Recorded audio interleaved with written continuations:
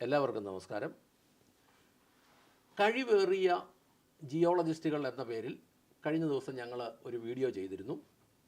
ഞങ്ങൾ പാറമടയുമായി ബന്ധപ്പെട്ട് ഈ ജിയോളജിസ്റ്റുകൾ എന്ന കൊള്ളുകലത്തവന്മാർ കാണിക്കുന്ന കൊള്ളരുതായികൾ, പാറമടയുമായി ബന്ധപ്പെട്ട അഴിമതികൾ, പാറമടയുമായി ബന്ധപ്പെട്ട കൈക്കൂലികൾ, ഏറ്റവും പുതിയ അഴിമതിയുടെ രൂപമായ ഷെയർ ചോദിക്കൽ, ഇതിനകത്ത് ആരൊക്കെ പണം ഉണ്ടാക്കുന്നു, അത് എത്രത്തോളം ഉണ്ടാക്കുന്നു എന്നതിനെക്കുറിച്ചൊക്കെ വ്യക്തമായി പഠിച്ചിട്ടാണ് ഞങ്ങളന്ന് ആ വീഡിയോ ചെയ്തത്.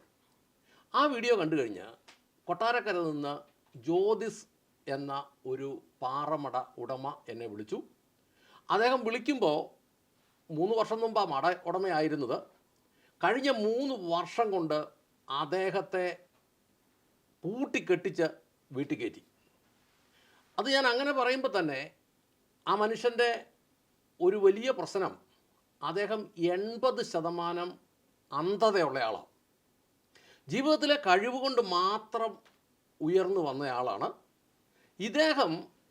ഒരു പാറമട തുടങ്ങാനായി അതിൻ്റെ പേപ്പർ വർക്കുകൾക്ക് തന്നെ നടന്നത് ഏതാണ്ട് 4 വർഷത്തിലധികം.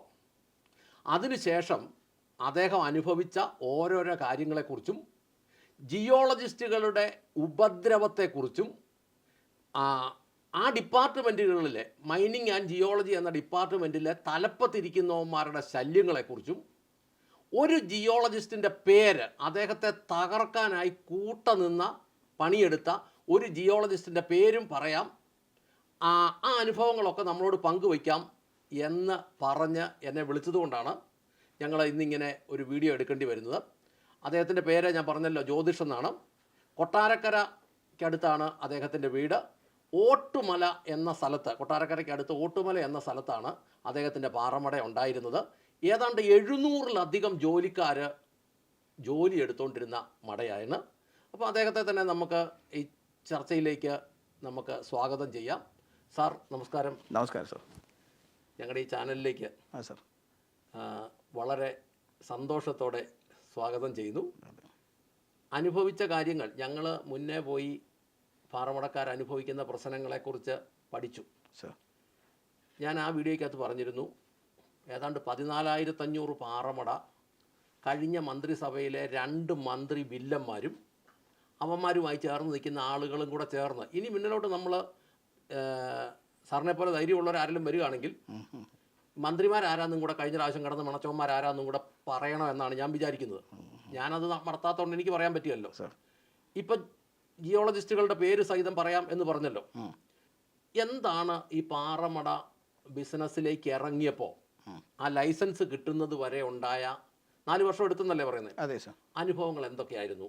ഒന്ന് പ്രേക്ഷകരുമായി പങ്കുവയ്ക്കാമോ? സാർ, ഞാൻ ഈ പറയുമ്പോൾ ഞാൻ ഇദ്ദേഹത്തിൻ്റെ ഈ ഒരു ചർച്ച കണ്ടിരുന്നു. അദ്ദേഹം പറയുന്നതിനെക്കുറിച്ച് വളരെ വിശദമായിട്ട് കേട്ടു. അപ്പം ഞാനും ഈ പറയുന്ന പോലെ ഇദ്ദേഹം തന്നെ പറഞ്ഞു 80% അന്ധതയുണ്ടായിരുന്നു എന്ന് പറഞ്ഞു. അപ്പോൾ ഇതിൻ്റെ ഭാഗമായിട്ട് നമുക്ക് ഈ പറയുന്ന കുടുംബം പോറ്റുന്നതിനും എന്താ പറയുന്നത്, പിന്നെ എന്തെങ്കിലും തൊഴിലുകൾ ചെയ്യുന്നതിനൊക്കെ പരിമിതികളുണ്ട്. അപ്പോൾ അത്തരത്തിൽ പരിമിതികളുള്ള സമയത്ത് മറ്റുള്ള ആളുകളെ പോലെ ജീവിക്കണം എന്നുള്ള ആഗ്രഹത്തിൻ്റെ പുറത്ത്, ഒരു പ്രസ്ഥാനം ചെയ്ത് ജീവിക്കണം എന്ന്, നിയമപരമായി ചെയ്ത് ജീവിക്കണം എന്നുള്ള ആഗ്രഹത്തിൻ്റെ പുറത്താണ് ഞാൻ ഈ ഫീൽഡിലേക്ക് ഇറങ്ങുന്നത്. അപ്പോൾ ഇറങ്ങുന്ന സമയത്ത് ഒരു പക്ഷേ എനിക്ക് അതിനെക്കുറിച്ച് അറിഞ്ഞുകൂടാ. എന്താണ് ഇതിനകത്തുള്ള പ്രശ്നങ്ങൾ, എന്തൊക്കെയാണ് ഞാൻ നേരിടേണ്ടി വരുന്ന പ്രതിസന്ധികൾ, ഇതേക്കുറിച്ചൊന്നും ഞാൻ അന്ന് അത്ര ബോധവാനല്ല. എങ്കിലും ചെയ്യുമ്പോൾ നമ്മുടെ അടിസ്ഥാന തൊഴിൽ മേഖല ആയതുകൊണ്ട് തന്നെ, അതായത് നമ്മുടെ കേരളത്തിൽ പണ്ട് ഒരുപാട് ആളുകൾ ചെയ്തിരുന്ന തൊഴിൽ മേഖല ആയതുകൊണ്ട് തന്നെ ഒരുപാട് പേർക്ക് തൊഴിൽ നൽകാൻ സാധിക്കും, ഒരു സാധാരണക്കാരനെ ജീവിക്കാൻ സാധിക്കും എന്നുള്ള പ്രതീക്ഷയിൽ മാത്രം ഞാൻ ഈ മേഖലയിലേക്ക് വരുന്ന ഒരാളാണ്. ഈ പാറമട തുടങ്ങാൻ ഇതല്ലാതെ വേറെ എന്തെങ്കിലും പ്രേരണ ഉണ്ടായിരുന്നോ? ഇല്ല സാർ, ഞാൻ താമസിച്ചുകൊണ്ടിരുന്ന എൻ്റെ വീടിനടുത്താണ് ഒരു കോറി ഉണ്ടായിരുന്നു. അപ്പോൾ കുട്ടിക്കാലം തൊട്ടേ ഞാനിതൊക്കെ കണ്ടു വളരുന്നുണ്ട്.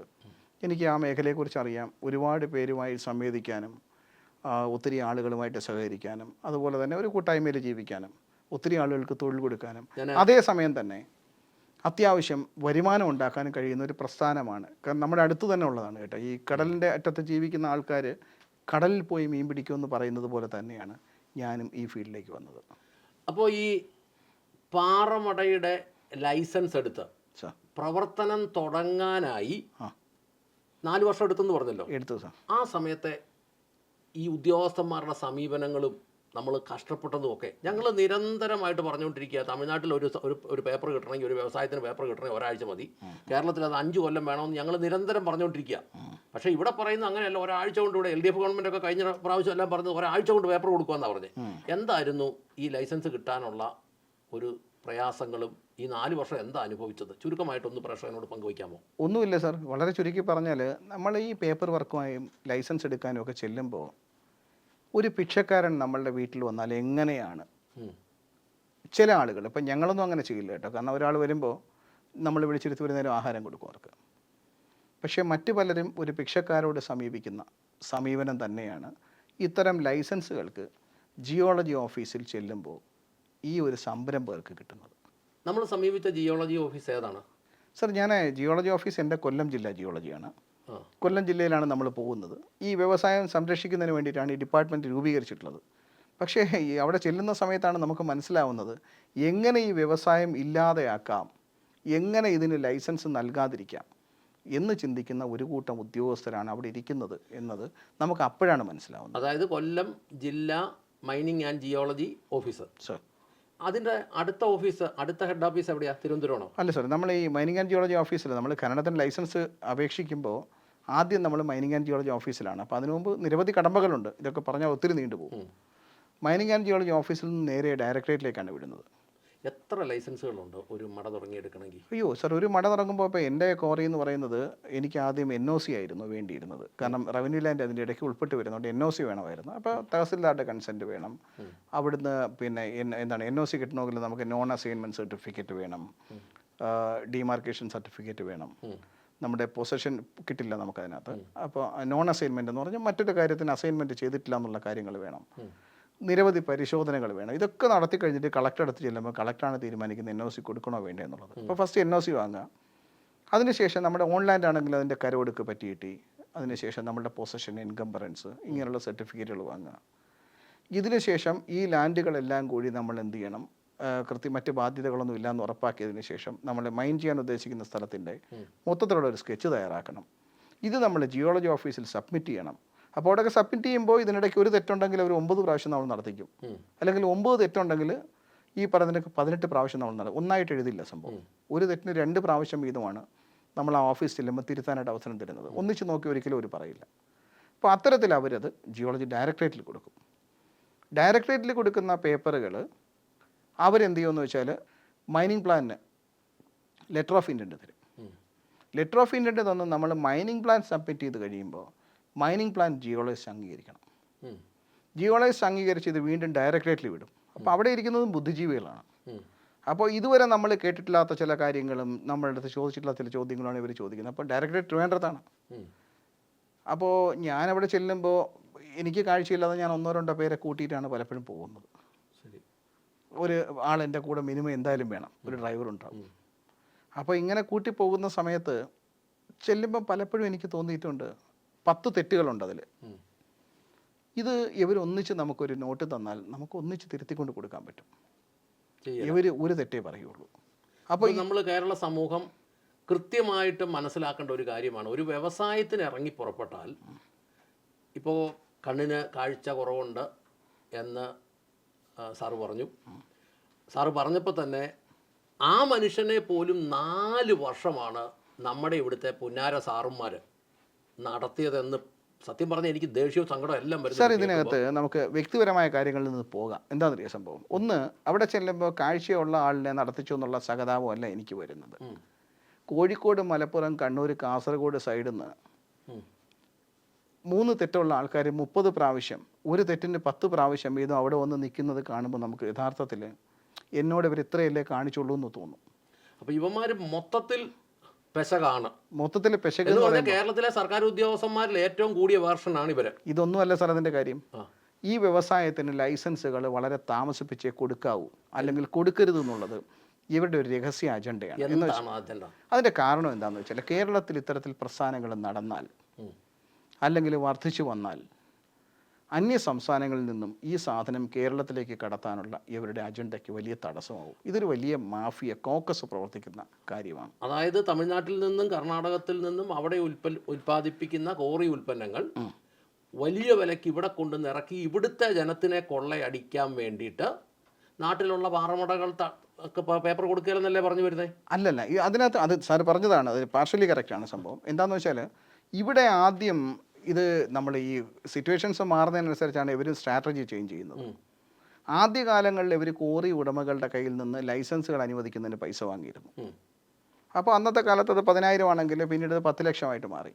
അപ്പോൾ ഈ കൊടുക്കുന്നവർ തന്നെ പിന്നീട് ലൈസൻസൊക്കെ കിട്ടിക്കഴിയുമ്പോൾ ഇത് പുറത്ത് പറയാൻ തുടങ്ങി. പുറത്ത് പറയാൻ തുടങ്ങി കഴിഞ്ഞപ്പോൾ പല ആളുകളും സസ്പെൻഷനിലായി. 10,000-ഉം 10 ലക്ഷവും ഒക്കെ പറഞ്ഞത് കൈക്കൂലിയാണോ? അതെ സാർ, കൈക്കൂലിയാണ്. കൈക്കൂലി കൊടുക്കും. അപ്പോൾ ഇത് പുറത്തായി കഴിഞ്ഞപ്പോൾ പലർക്കും ഇത് മേടിക്കാൻ പേടിയായി. അങ്ങനെ വന്നപ്പോൾ പിന്നെ അവരുടെ മുമ്പിൽ ഉരുത്തിരിഞ്ഞു വന്നൊരു മാർഗ്ഗമാണ് ഈ മറ്റുള്ള സംസ്ഥാനങ്ങളിൽ നിന്ന് ആൾക്കാർ കൊണ്ടുവരാനായിട്ട് നിൽക്കുന്നവർ ഇവരെ സമീപിച്ചു. അപ്പോൾ കൊണ്ടുവരണമെങ്കിൽ എന്താ വേണ്ടുന്നത്? റോഡിൽ ഇറങ്ങുമ്പോൾ വാഹനങ്ങളെ പിടിക്കാതെ നോക്കണം. ആര് നോക്കണം? ജിയോളജി പിടിക്കാതെ നോക്കണം. ഈ നമ്മുടെ ട്രാൻസ്പോർട്ട് വകുപ്പ് അതിനെ പിന്തുണയ്ക്കണം. ഗവൺമെൻറ് സപ്പോർട്ട് വേണം. അപ്പോൾ ഈ 3 പേരും കൂടി പിന്തുണയ്ക്കുന്നതിന് ഇപ്പോൾ ഇവിടെ ഒരു കോറി ലൈസൻസ് അനുവദിക്കുന്നതിനേക്കാൾ കൂടിയ തുകകൾ ഓഫർ ചെയ്യാൻ തുടങ്ങിയപ്പോൾ, അല്ലെങ്കിൽ അത്തരത്തിൽ കിട്ടുന്ന തുകകൾക്ക് മറ്റു തെളിവുകളൊന്നും അവശേഷിക്കില്ല എന്ന് മനസ്സിലാക്കിയപ്പോൾ, കേരളത്തിൽ കോറി പ്രവർത്തിക്കുന്നതിനേക്കാൾ ലാഭം അന്യ സംസ്ഥാനങ്ങളിൽ നിന്നുള്ള ലോഡുകൾ വരട്ടെ എന്ന് അവർ ചിന്തിച്ചാൽ നമ്മൾ എങ്ങനെ അവരെ തെറ്റു പറയുക? ഞങ്ങൾ കഴിഞ്ഞ വീഡിയോയിൽ പറഞ്ഞിരുന്നു, ഏതാണ്ട് എംസാൻ്റെ 600 അടി കേരളത്തിൽ വരുമ്പം 60,000 രൂപ മുതൽ 65,000 രൂപ വരെ വിലയുണ്ട്. അതിന് ഏതാണ്ട് അവിടുത്തെ കയറി വരുമ്പം വണ്ടിക്കൂലി സഹിതം വരുന്നത് 35,000 40,000 വരെ വന്നാൽ ഒരു ലോഡിന് 25,000-ഓളം രൂപ ഈ കൈക്കൂലി കിട്ടും എന്ന് ഞങ്ങൾ പറഞ്ഞിരുന്നു. ഏതാണ്ട് 15,000 ലോഡുകൾ ദിവസം കയറി വരുന്നുണ്ട് എന്നുള്ളതായിരുന്നു അന്നത്തെ ഒരു കാൽക്കുലേഷൻ. ഈ കേരളത്തിൻ്റെ അതിർത്തി സംസ്ഥാനം കർണാടകത്തിൽ നിന്നും തമിഴ്നാട്ടിൽ നിന്നുമായിട്ട്.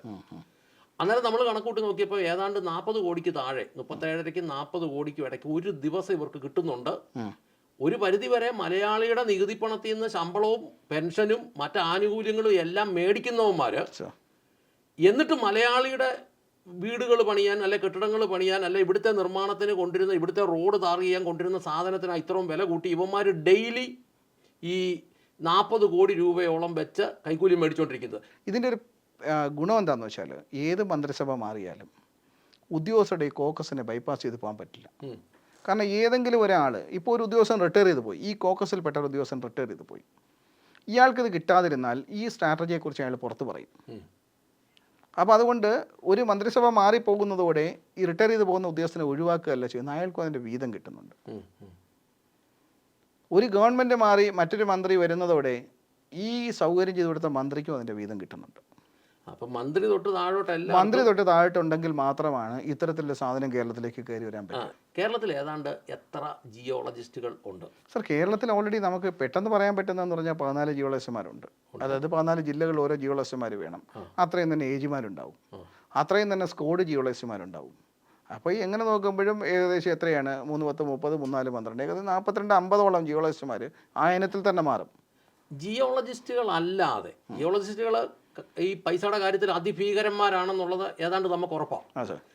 ജീവിതത്തിൽ എപ്പോഴെങ്കിലും കൈക്കൂലി വാങ്ങിക്കാത്ത അല്ലെങ്കിൽ കുഴപ്പമില്ലാത്ത ഒരു ജിയോളജിസ്റ്റിനെ കണ്ടിട്ടുണ്ടോ? ഉണ്ട് സാർ, നിരവധി ആളുകളുണ്ട്. കാരണം അത്തരത്തിലുള്ള ആളുകൾക്ക് ഇവരെന്ത് ചെയ്യുമെന്ന് ഡയറക്ടറേറ്റിൽ ഏതെങ്കിലും പോസ്റ്റ് കൊടുക്കും. ഇവരെ ആരെയും ഫീൽഡിൽ ഇറക്കി നിർത്തില്ല. സംഭവം മന്ത്രിമാർക്ക് താല്പര്യമുള്ള ആളുകളും ഇവരുടെ ഇംഗിതത്തിന് പെരുമാറുന്നവർ ഒഴിച്ച് ആർക്കും തന്നെ ജില്ലാ ജിയോളജിസ്റ്റുമാരായിട്ട് ചാർജ് കൊടുക്കില്ല. അത്തരത്തിൽ ഏതെങ്കിലും ജിയോളജിസ്റ്റുമാർ വഴങ്ങില്ല അല്ലെങ്കിൽ അവർക്ക് ആ കഴിവില്ലെന്ന് കണ്ടാൽ അവരെ ഡയറക്ടറേറ്റിൽ ഒരുപാട് വിഭാഗങ്ങളുണ്ട് ജിയോളജിയിൽ. എക്സ്പ്ലോറേഷൻ, പിന്നെ അത്തരത്തിൽ എന്താണ്, പിന്നെ മറ്റുള്ള അതർ മൈനിങ്ങുകൾ ഈ സെക്ഷനിലേക്ക് അങ്ങ് മാറ്റിക്കളി. പാറമടയുമായി ബന്ധപ്പെട്ട് ഓരോ ജില്ലയിലും ഒരു ജില്ലാ ജിയോളജിസ്റ്റിനെ പോസ്റ്റ് ചെയ്യണമെങ്കിൽ ആദ്യത്തെ കാലത്ത് അത് വലിയ പിടിച്ചുപറിയായിരുന്നു. ഇപ്പോൾ പിന്നെ അറിയാം ഏത് ജിയോളജിസ്റ്റ് ഏത് ജില്ലയിൽ പോയിരുന്നാലാണ് ആളുകൾക്ക് ഗുണമുണ്ടാക്കാൻ പറ്റുന്നത് എന്നറിഞ്ഞിട്ടാണ് ഇവരെ അങ്ങോട്ടും ഇങ്ങോട്ടും പോസ്റ്റ് ചെയ്യുന്നത്. അതായത് കൈക്കൂലി മേടിച്ച് പാറമടക്കാരെയും ജനങ്ങളെയും ഉപദ്രവിക്കുന്നവനെ പൊതുജനത്തിൻ്റെ അടുത്തോട്ട് നിയമിക്കുകയുള്ളൂ, അത്രയേ ഉള്ളൂ. ഉറപ്പാണ് സാർ. കേട്ടിട്ടില്ലേ സംഭവം? നമ്മൾ പല വാർത്തകളും കണ്ടിട്ടുണ്ടല്ലോ. ഒരു അമ്മയ്ക്ക് 50 വയസ്സായാലും 70 വയസ്സായാലും അമ്മ ഒരു വീടിന് വേണ്ടി സ്ഥലം എടുത്തതിന് അമ്മയ്ക്ക് 25,000 പെറ്റി കിട്ടി. എന്ത് വേണമെന്നറിയാമേ അത് കരഞ്ഞുകൊണ്ട് നിലവിളിക്കുന്ന അമ്മമാർ. പ്രായമുള്ള ആളുകൾ, ഒരു വീടിന് വേണ്ടി കല്ലുടയ്ക്കുന്ന ആളുകൾ, ഇവർക്കൊക്കെ ചെന്ന് ലക്ഷങ്ങളാണ് പിഴ ചുമത്തുന്നത്. അല്ല ഞാൻ ചോദിക്കുന്നത്, ആ സാർ, ഈ പാറമട അല്ലാതെ ഇവർ കയറി പിഴയിട്ട് പൈസ മേടിക്കുന്ന പിന്നെ വേറെ സ്ഥലങ്ങള്? ഇവരെ സംബന്ധിച്ച് ഇവർ ശ്രദ്ധിക്കപ്പെട്ട് തുടങ്ങിയത് തന്നെ പാറമടകൾക്ക് ജിയോളജിസ്റ്റുകൾ അല്ലെങ്കിൽ ജിയോളജി ലൈസൻസുകൾ നിർബന്ധമാക്കി തുടങ്ങിയ സമയം മുതൽ, അല്ലെങ്കിൽ ഖനന മേഖലയിൽ ഇവരുടെ പ്രാതിനിധ്യം ഉറപ്പാക്കിയ സമയം തൊട്ടാണ് ഇവർ പുറത്തറിഞ്ഞു തുടങ്ങിയത്. അപ്പോൾ ഈ പുറത്തറിഞ്ഞു തുടങ്ങുന്ന സമയത്ത് എന്താ ചെയ്യുന്നത്? ഇവർ ആരും തന്നെ ശ്രദ്ധിക്കപ്പെടാതെ കിടന്ന ഒരു വകുപ്പായിരുന്നു ആദ്യകാലത്ത്. അപ്പോൾ ചെന്ന് വളരെ വരുമാനം വരുന്ന ഒരു വ്യവസായത്തിൻ്റെ അധിപർ അല്ലെങ്കിൽ വ്യവസായം നടത്തുന്ന ആളുകൾ ചെന്ന് ഇവരുടെ അടുത്ത് വളരെ വിനയമായും അല്ലെങ്കിൽ അപേക്ഷാസ്വരത്തിൽ നിൽക്കുന്ന സമയത്താണ് ഇവരാണ് ഈ സംസ്ഥാനം നിയന്ത്രിക്കുന്നത് എന്ന തലത്തിലേക്ക് ഇവർ വളർന്നത് അതിനുശേഷമാണ്. ഞാനൊക്കെ ധരിച്ചിരുന്നത് ഈ MED ഡിപ്പാർട്ട്മെന്റിലെ ആളുകളാണ് വലിയ കൈക്കൂലിക്കാരെന്നാണ് കേട്ടിട്ടുള്ളത്. പക്ഷേ കേട്ട് വരുമ്പോൾ ഇപ്പം അതിലും വലുത് ഇവരാണ്. അയ്യോ അല്ല സാർ, MED ഡിപ്പാർട്ട്മെൻറ്റിലേക്ക് എന്ന് പറഞ്ഞാൽ ഈ ജിയോളജി വകുപ്പ് നിയന്ത്രിക്കുന്ന ആളുകൾ അല്ലെങ്കിൽ ആ വകുപ്പ് കൈകാര്യം ചെയ്യുന്ന ആളുകൾ അവരോട് പറയുന്ന അത് ഇന്ന വകുപ്പിന് വേണ്ടി, ഇപ്പോൾ വിഴിഞ്ഞം തുറമുഖത്തിൻ്റെ പേര് പറഞ്ഞാൽ ഈ റോഡിൽ കൂടെ ഓടുന്ന വണ്ടികളുടെ കാര്യം നമ്മൾ ചോദ്യം ചെയ്യില്ല അല്ലേ? ഹൈവേയുടെ വർക്ക് നടക്കുന്നു, ഇതിൻ്റെ കാര്യം പറഞ്ഞാൽ നമ്മളാരും ചോദ്യം ചെയ്യില്ല. അപ്പോൾ ഈ വർക്കിൻ്റെ പേരിൽ നമുക്ക് ഇവർക്ക് എന്ത് ചെയ്യാം? ഒരു 3-4 വർഷം ജനങ്ങളെ വിട്ടികളാക്കി തമിഴ്നാട്ടിൽ യഥേഷ്ട സാധനം കൊണ്ടുവരാം. പക്ഷേ ഇവിടെയും നമ്മൾ ഈ പറയുന്ന പോലെ പല മാധ്യമങ്ങളും ഇതൊരു വലിയ മാഫിയാണെന്ന് വിശേഷിപ്പിക്കുന്നത് കൊണ്ട് തന്നെ, അല്ലെങ്കിൽ അത്തരത്തിലൊരു മാധ്യമങ്ങളും ഈ ഒരു പ്രസ്ഥാനത്തെ ഹൈലൈറ്റ് ചെയ്യാത്തത് കൊണ്ട് തന്നെ ഇവർ സേഫാണെന്ന് ധരിക്കുന്നുണ്ട്. അതും ഒന്ന് ചോദിക്കട്ടെ, ആ സാർ, ഈ പാറപട നടത്തുന്നവരെ പൊതുവെ വലിയ മാഫിയ എന്നാണല്ലോ വിളിക്കുന്നത്. അതാണല്ലോ ഇപ്പോൾ പറഞ്ഞു വന്നേ. ആ സാർ, അതിൻ്റെ സത്യം എന്താ? സാർ, ഈ മാഫിയ എന്ന വാക്കിൻ്റെ അർത്ഥം തന്നെ മോശപ്പെട്ട വാക്കല്ല സംഭവം. ഇത് എനിക്ക് തോന്നുന്നത്, ഞാൻ കേട്ട് കേൾവി ശരിയാണെങ്കിൽ എന്താ പറയുന്നത്, ഒരു നല്ല പദത്തിൽ നിന്ന് വന്ന വാക്കാണ് മാഫിയ. ഒരു കൂട്ടായ്മ എന്നുള്ള പദത്തിൽ നിന്ന് വന്ന അർത്ഥമാണ്. എന്തുകൊണ്ടാണ് പാറയെ മാഫിയ എന്ന് വിശേഷിപ്പിക്കുന്നത് എന്നുള്ളതിനെ കുറിച്ച് എനിക്കറിയില്ല. ഒരു മാഫിയ സിനിമ വന്നപ്പോൾ അതിനകത്ത് ഉള്ള ആളുകൾ ഇപ്പോൾ അല്ലെങ്കിൽ അത്തരത്തിൽ ചെയ്യുന്ന ആളുകളൊക്കെ മോശപ്പെട്ടവരായിരുന്നു. അപ്പോൾ ഈ ഒരു ഇമ്പാക്റ്റിലാണ് മലയാളി മാഫിയ എന്നുള്ള വാക്ക് കാണുന്നത്. ഞാൻ മനസ്സിലാക്കുന്നത്, ഇങ്ങനെ സർക്കാരിന് എന്തെങ്കിലും നക്കാപ്പിച്ച് അടച്ചിട്ട് ബാക്കി ഭീകരമായി പണം ഉണ്ടാക്കുന്ന, കുറച്ച് വല്ലതും ജോലിക്കാർക്ക് കൊടുക്കുന്ന, ബാക്കി മുഴുവൻ ഇങ്ങനെ സ്വന്തമായിട്ട് കയ്യിലേക്ക് കൊണ്ടുപോകുന്ന ആളുകൾ എന്നൊക്കെ ചിലപ്പം ആ മലയാളിക്ക് ഒരു ധാരണ ഉണ്ടാവാം. അതാണോ, അങ്ങനെ വല്ലതും ആണോ? ഇല്ലല്ല, ഒരിക്കലും കഴിയില്ല സാർ. പാറമട നടത്തുന്ന ഒരാൾ അല്ലെങ്കിൽ ഒരു കോറി പ്രസ്ഥാനം നടത്തുന്ന ആളെന്ന് പറയുന്നത് ആ നാട്ടിൽ ഏറ്റവും കൂടുതൽ പൊതുജനങ്ങളുമായി സംവേദിക്കുന്നവനും പൊതുജനങ്ങളെ കൂടെ നിർത്തുന്നവനും അവരുടെ കാര്യങ്ങളിൽ നിരന്തരം ബന്ധപ്പെടുന്നവനുമായ ഒരാൾക്കല്ലാതെ ഈ പ്രസ്ഥാനം ആ പ്രദേശത്ത് നടത്തിക്കൊണ്ടു പോകാൻ സാധിക്കത്തില്ല. പാറമടക്കാർ പിരിവ് കൊടുക്കാത്തവരാരെങ്കിലും ഉണ്ടോ? ആർക്ക് പിരിവെടുക്കാൻ സാർ എന്താ ഉദ്ദേശിക്കുന്നത്? അല്ല, എന്തെങ്കിലുമൊക്കെ പിരിവുകൾ വന്ന്. അയ്യോ, പിരിവുകൾ വരുമ്പോൾ പാറമടക്കാരൻ എന്ന് പറയുന്ന ഒരാൾ എല്ലാ രാഷ്ട്രീയ പാർട്ടികളുടെയും സ്വന്തക്കാരനാണ്. അതാ ഞാൻ ചോദിച്ചത്. നാട്ടിൽ നടക്കുന്ന എല്ലാ കാര്യങ്ങളുടെയും വക്താവാണ്. എനിക്കറിയാവുന്ന എൻ്റെ 1-2 സ്നേഹിതന്മാർക്ക് പമ്പുണ്ട്. സാർ, അവർ പറഞ്ഞു നാട്ടിലുള്ള എന്തു കേസുണ്ടെങ്കിലും ഞങ്ങളുടെ അടുത്തോട്ട് വരും. ഇതേ അവസ്ഥ തന്നെയല്ലേ പാറമടക്കാർക്കും? സാർ, ഇതിനകത്ത് വരുമ്പോൾ എല്ലാവരും ഒരു പാറമടക്കാരൻ നടക്കുമ്പോൾ അവൻ എപ്പോഴും സാമൂഹികമായി ബന്ധപ്പെട്ട് നിൽക്കുന്ന ഒരാളാണ്. നിരവധി ആളുകൾക്ക് തൊഴിൽ കൊടുക്കുന്ന ആൾ. അപ്പോൾ ഈ പാറമടയെന്ന് പറയുന്നത് ഇത്തരത്തിൽ മോശപ്പെട്ട ഒരു തൊഴിലായി ആൾക്കാർ ചിത്രീകരിക്കുന്നത് കൊണ്ട് തന്നെ എനിക്കെതിരെ പരാതി വന്നുകൂടാന്ന് ഓർത്ത് അഭിനയിക്കുന്ന ആളുകൾ അങ്ങനെയുണ്ടൊരു വിഭാഗം കേട്ടോ. കാരണം വന്നുകൂടാ, കുറച്ചൊക്കെ ആൾക്കാർക്ക് ഇത്തിരിയൊക്കെ കൊടുത്തുമൊക്കെ നിൽക്കുന്നവർ. പക്ഷേ ഭൂരിഭാഗം ആളുകളും ജനങ്ങളുമായി ചേർന്ന് നിൽക്കാതെ നടത്താൻ കഴിയാത്ത ഒരു പ്രസ്ഥാനമാണ് ഈ പാറമട എന്ന് പറയുന്നത്. ആ അർത്ഥത്തിൽ പറഞ്ഞാൽ ഏറ്റവും കൂടുതൽ ജനങ്ങളുമായി സംവേദിക്കുന്ന ഒരു ഫീൽഡാണ് ഈ പാറമട നടത്തുന്ന ആളുകളും ഈ പ്രസ്ഥാനവും. ഈ പാറമട നിയന്ത്രിക്കുന്ന അല്ലെങ്കിൽ അതിന് ലൈസൻസ് ഒക്കെ കൊടുക്കുന്ന ജിയോളജി സർക്കാരിൻ്റെ ഏത് വകുപ്പിൻ്റെ കീഴിലാണ്? വ്യവസായ വകുപ്പിൻ്റെ കീഴിലാണ് സാർ വരുന്നത്. റവന്യൂവിൻ്റെ കീഴിലോ? റവന്യൂവിൻ്റെ കീഴിൽ വരുന്നില്ല. റവന്യൂവിൻ്റെ കീഴിൽ റവന്യൂ സ്ഥലമുണ്ടെങ്കിൽ നമ്മൾ ലീസ് എടുത്തു കഴിഞ്ഞാലും അത് ഇൻഡസ്ട്രീസിൻ്റെ, അതായത് ഭൂമിക്ക് മുകളിലേക്കിരിക്കുന്ന പാറയുടെ അവകാശം. അപ്പോൾ ജിയോളജി അല്ല സോറി, ഭൂമിയുടെ മുകളിലേക്ക് ഇരിക്കുന്നത് അത് റവന്യൂ ലാൻഡ് ഉണ്ടെങ്കിൽ മാത്രമാണ് കേട്ടോ. ഈ ജിയോളജി വകുപ്പ് എന്ന് പറയുന്നത് ജിയോളജി വ്യവസായ വകുപ്പിൻ്റെ കീഴിലാണോ? അതെ അതെ, വ്യവസായ വകുപ്പിൻ്റെ കീഴിൽ. അപ്പോൾ ജിയോളജിയെ വെച്ച് ഉണ്ടാക്കുന്നതിൽ പ്രധാനി വ്യവസായ മന്ത്രിയാണോ? അതെ അതെ, തീർച്ചയായും. അപ്പോൾ കഴിഞ്ഞ പ്രാവശ്യത്തെ വ്യവസായ മന്ത്രിക്ക് മാന്യമായ പങ്കുണ്ടോ ഇതിനകത്തെല്ലാം? സാർ, അതിനകത്ത് ഞാൻ എങ്ങനെ അദ്ദേഹത്തെക്കുറിച്ച് ഇല്ലാത്തൊരു കാര്യം പറയുന്നത്. എങ്കിലും ഞാൻ ഒരു കാര്യം പറയാം. വ്യവസായ മന്ത്രി അദ്ദേഹം സത്യപ്രതിജ്ഞ ചെയ്യുന്ന സമയത്തുള്ള അദ്ദേഹത്തിൻ്റെ വരുമാനവും ഇന്ന് അദ്ദേഹത്തിൻ്റെ കയ്യിലുള്ള സ്വത്തും കൂടെ ഏതെങ്കിലും ഒരു മനുഷ്യൻ ഒന്ന് നിഷ്പക്ഷമായിട്ട് എന്താ പറയുന്നത് പിന്നെ പരിശോധിക്കാൻ തയ്യാറായാൽ. പക്ഷെ അതെങ്ങനെ പരിശോധിക്കും? പേരുള്ള സ്വത്ത് എങ്ങനെ പരിശോധിക്കും? സാർ, എത്ര നമ്മൾ മൂടി വെക്കാൻ ശ്രമിച്ചാലും കൃത്യമായും കാര്യങ്ങൾ വസ്തുതകൾ പുറത്തു കൊണ്ടിട്ട്. കാരണം ഒരിക്കലും ഒരു പണിയില്ലാതെ ചുമ്മാ തേരാപ്പാര നടന്ന ഒരു മന്ത്രി ആയി കഴിഞ്ഞപ്പോൾ 570 കോടിയൊക്കെ കയ്യിലിരിക്കുന്ന കാലമാണ്. അല്ല സാർ, ഇതിനകത്തൊരു വലിയ തമാശയുള്ള എന്താണെന്നറിയാം. കഴിഞ്ഞ വ്യവസായ മന്ത്രി പറഞ്ഞിരുന്നത് എത്ര പാറമടകൾ അദ്ദേഹം പൂട്ടിച്ചു എന്നുള്ള നിലയ്ക്കാണ്. അദ്ദേഹത്തിൻ്റെ വകുപ്പിന് കീഴിൽ വരുന്ന ഒരു തൊഴിൽ സംരംഭമാണ് ഈ പാറമടകൾ. എത്ര പാറമടകളാണ് അദ്ദേഹം പൂട്ടിച്ചത് എന്നുള്ള നിലയ്ക്കാണ് അദ്ദേഹം സംസാരിച്ചിട്ടുള്ളത്. എത്ര പാറമട തുറന്നു എന്നല്ല പറഞ്ഞത്, എത്ര പാറമടകൾ തുറക്കാൻ അദ്ദേഹത്തിന് കഴിഞ്ഞു എന്നുള്ളതല്ല അദ്ദേഹം പറഞ്ഞത്, എത്ര പാറമടകൾ പൂട്ടിച്ചു. ഇതേ ആള് തന്നെ അദ്ദേഹത്തിൻ്റെ സുഹൃത്തുക്കൾക്ക് ഏകദേശം ഒരു സുഹൃത്തിന് ഏതാണ്ട് 70-80 ടോറസുകളുള്ളതായിട്ട് നമുക്ക് മനസ്സിലാക്കാൻ സാധിക്കും. തമിഴ്നാട്ടിൽ നിന്ന് സാധനം കൊണ്ടുവരുന്നതാണ്. ഇതിൻ്റെ ഇടയ്ക്ക് ഇദ്ദേഹത്തിൻ്റെ ഏതോ ഒരു സുഹൃത്തിന് പിന്നെ നമ്മൾ ഈ പറയുന്നത് പോലെ തന്നെ ഒരു പാറമട ഉണ്ടായിരുന്നു. അവിടെ അളക്കാനായിട്ട് ഒരു ജിയോളജിസ്റ്റ്, അദ്ദേഹത്തിൻ്റെ പേര് ഞാൻ പറയുന്നില്ല, അദ്ദേഹം ആ പാറമടയിൽ എത്തുകയും അദ്ദേഹത്തിനെ തിരിച്ചു വിളിക്കുകയും ചെയ്തു, അളക്കാൻ പാടില്ല എന്ന് പറഞ്ഞിട്ട്.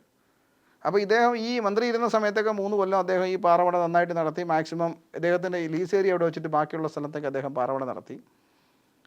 പിന്നെ 3 വർഷം കഴിഞ്ഞപ്പോഴത്തേക്ക് ഈ സ്ഥലം മുഴുവൻ മണ്ണിട്ട് മൂടി എന്നൊരു നമ്മൾ ഈ പറഞ്ഞ കരക്കമ്പിയിൽ പറയില്ലേ, കരക്കമ്പി കേൾക്കുന്നുണ്ട്. അതേക്കുറിച്ച് ആളുകൾ അന്വേഷിക്കട്ടെ. കരക്കമ്പി എന്ന് പറയുമ്പോൾ അതേക്കുറിച്ച് ആളുകൾ അന്വേഷിക്കട്ടെ. സംഭവം ഈ വ്യവസായ മന്ത്രിയുടെ പിന്തുണയോടെ ഒരു വ്യവസായി ഇത്തരം ഒരു പ്രസ്ഥാനം നടത്തിയതായിട്ടും 3 വർഷത്തോളം മറ്റ് പല സ്ഥലങ്ങളിൽ നിന്നും കോറിയുടെ ലീസ് ഏരിയയിൽ തൊടാതെ മറ്റു പല സ്ഥലങ്ങളിൽ നിന്നും ചെയ്തതിന് ശേഷം അവിടെ മണ്ണിട്ട് മൂടിയെന്നും പറയപ്പെടുന്നുണ്ട്. പിന്നെ ഈ ജിയോളജിസ്റ്റ് കഴിഞ്ഞാൽ പിന്നെ പാറമടക്കാർക്ക് ഏറ്റവും കൂടുതൽ ശല്യം ഉണ്ടാക്കുന്ന ഉദ്യോഗസ്ഥന്മാർ ഏതൊക്കെയാണ്? വില്ലേജ് ഓഫീസർക്ക് ഇതിനകത്ത് ചെറിയ റോളൊക്കെ ഉണ്ടോ? ഇല്ല സാർ, വേറെ ആരുമില്ല സാർ. ജിയോളജി ഇത് കൈയടക്കി. ആദ്യത്തെ കാലത്ത് താലൂക്കിൻ്റെ കയ്യിൽ നിന്ന് പെർമിറ്റ് ഉണ്ടായിരുന്നു, അതില്ലാതാക്കി.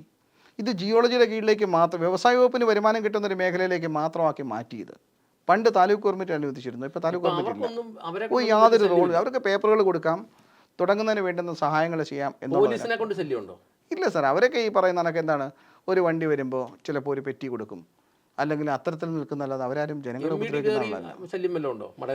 സാർ, MVD സംബന്ധിച്ച് MVD എന്താ പറയുന്നത്, ചില ഉദ്യോഗസ്ഥരെങ്കിലും ഈ മൈനിങ് ആൻഡ് ജിയോളജി വകുപ്പിനെ പിന്തുണയ്ക്കുന്ന ആളുകൾ പർച്ചേസ് ചെയ്തിട്ടുണ്ട്. കാരണം ചെക്ക് പോസ്റ്റ് കടന്ന് ഈ വാഹനങ്ങൾ കേരളത്തിൻ്റെ മുഴുവൻ സ്ഥലങ്ങളിലേക്ക് പോകണമെങ്കിൽ റോഡിൽ നിൽക്കുന്ന MVDമാരെ സെറ്റ് ചെയ്യേണ്ടതായിട്ടുണ്ട്.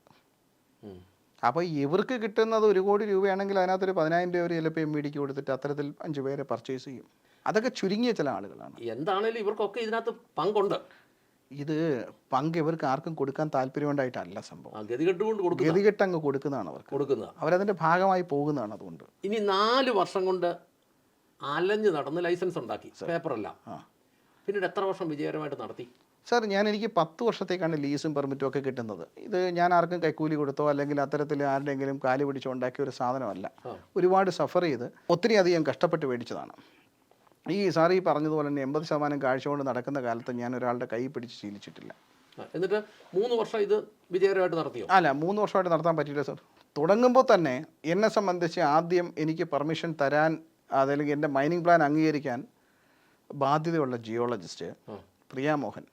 അപ്പോൾ എനിക്ക് റവന്യൂ ലാൻഡ് ഉള്ളതുകൊണ്ട് ഖനനത്തിന് ലൈസൻസ് കൊടുക്കണമെങ്കിൽ ഈ സ്ഥലത്തിന് NOC കിട്ടണം. NOC തരുന്ന സമയത്ത് ഇദ്ദേഹം അവിടെ ധാതുക്കളില്ല എന്നും, പിന്നീട് 1 വർഷം കഴിഞ്ഞ് എനിക്ക് ഖനനാനുമതി കിട്ടി, NOCയും കിട്ടി, ഖനനാനുമതിയും കിട്ടി, അവരുടെ കയ്യിൽ കൊണ്ടു കൊടുക്കുന്ന സമയത്ത് ഇവിടെ ധാതു ഇഷ്ടം പോലെ ഉണ്ടെന്നും 2 റിപ്പോർട്ടുകൾ തന്നവരാണ്. ഒറ്റയാൾ. പേരെന്താ? പ്രിയാമോഹൻ. അവരിപ്പോൾ സർവീസിലുണ്ടോ? അയ്യോ, ഉണ്ട്. ഏത് ഓഫീസിലുണ്ട്? അവർ ഡയറക്ടറേറ്റിലുണ്ട്, തിരുവനന്തപുരത്ത്. ഒന്ന്, ഇവർ 2 പ്രാവശ്യം ഇത്തരത്തിലുള്ള ലൈസൻസുകൾ കൊടുക്കുമ്പോഴും പരസ്പര വിരുദ്ധമായ റിപ്പോർട്ട് കൊടുക്കുമ്പോഴും നമ്മൾ എന്താ ചെയ്യുന്നതെന്ന് വെച്ചാൽ അതിന് പ്രിക്കോഷൻ എടുത്തിട്ടാണ് ഞാൻ അവിടെ മൈനിങ് തുടങ്ങിയത്. കാരണം 2 പരസ്പര വിരുദ്ധമായ റിപ്പോർട്ടുകൾ ഭാവിയിൽ ഇവിടെ നടന്നിട്ടുള്ള മൈനിങ്ങുകൾ മുഴുവൻ, ഇപ്പം ഞങ്ങളുടെ കോറിയെക്കുറിച്ച് ഞാനൊന്ന് പറയാം സാറിൻ്റെ അടുത്ത്. 40 വർഷത്തിൽ കൂടുതൽ മൈനിങ് നടന്നിട്ടുള്ള ഒരു സ്ഥലമാണ് VK റോക്സ് എന്ന് പറയുന്ന ഞങ്ങളുടെ സ്ഥാപനം, ലീസ് കിട്ടിയ ഞങ്ങളുടെ സ്ഥലം.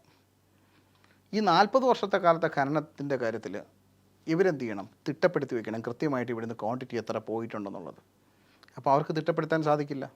അല്ല, 40 വർഷം എന്ന് പറഞ്ഞാൽ സാറ് ഈ മട ഞാൻ 2018 സാർ, 2018 അതിനും 4 വർഷം പുറകിലോട്ടാണ് പേപ്പറിന് വേണ്ടി വരുന്നത്. അന്നൊന്നും നമുക്ക് മടയില്ല. അപ്പോൾ 18 ശേഷം 18, 8, 26, ഇപ്പോൾ 8 വർഷത്തിൽ 3 വർഷമേ നടത്തിയുള്ളൂ. അല്ല, അതിനകത്ത് ഈ 16, അതായത് 2015 ആയപ്പോഴേക്കും പരിസ്ഥിതി മന്ത്രാലയ അനുമതി വേണം കോറി നടത്താൻ എന്നുള്ള നിലയ്ക്ക് ഒരു ഇത് വന്നു, ഒരു ഹരിത ട്രിബ്യൂണൽ, നമ്മുടെ ഒരു ഓർഡർ വന്നു, കോടതിയുടെ ഒരു ഉത്തരവ് വന്നു.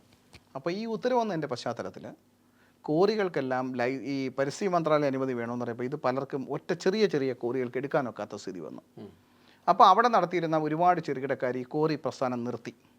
അപ്പോൾ ഈ സ്ഥലമെല്ലാം കൂടെ അവരുടെ കയ്യിൽ നിന്ന് ലീസിന് എടുത്തിട്ടും അവർക്ക് ഈ പറയുന്നത് പോലെ എന്താണ് ചിലരുടെ കയ്യിൽ നിന്ന് വിലയ്ക്ക് വാങ്ങിയിട്ടും പണ്ട് അവർ പണിഞ്ഞുകൊണ്ടിരുന്ന സ്ഥലം ഈ NOC കൊടുത്തിട്ടുമൊക്കെയാണ് ഞാൻ ഈ സ്ഥലം എല്ലാം കൂടെ ഒന്നിപ്പിച്ചിട്ട് നമ്മൾ 13-14 കാലഘട്ടത്തിൽ നമ്മൾ ഈ NOCക്ക് അപേക്ഷിക്കുന്നത്.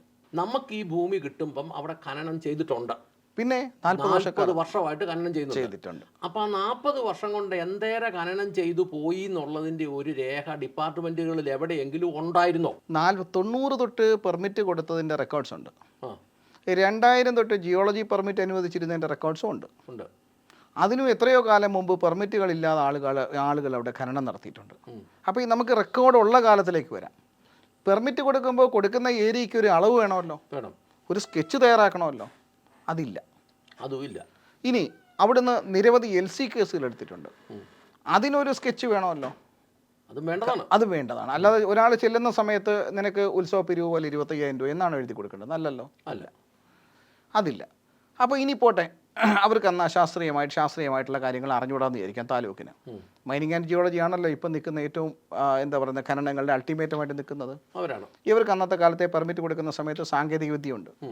അപ്പോൾ ഇവരന്ന് അനുവദിച്ചിരുന്ന പെർമിറ്റ് CRPS പെർമിറ്റ് അല്ലെങ്കിൽ പിന്നെ ഷോർട്ട് ടൈം പെർമിറ്റുകളാണ്. ഈ പെർമിറ്റുകൾ കൊടുക്കുന്ന സമയത്ത് ഇവരെന്ത് ചെയ്യണം, പെർമിറ്റ് കൊടുക്കുന്ന ഏരിയയ്ക്ക് ഒരു സ്കെച്ചും എത്ര അളവ് മൈൻ ചെയ്യാമെന്നുള്ളൊരു പ്ലാനും ഉണ്ടാക്കണം. ഇത് പ്ലാൻ ഈ ഖനനം ചെയ്ത് അവസാനിപ്പിക്കുമ്പോൾ എത്ര അളവ് ചെയ്തിരുന്നു എന്നത് സംബന്ധിച്ച് ഒരു കണക്കെടുക്കണം.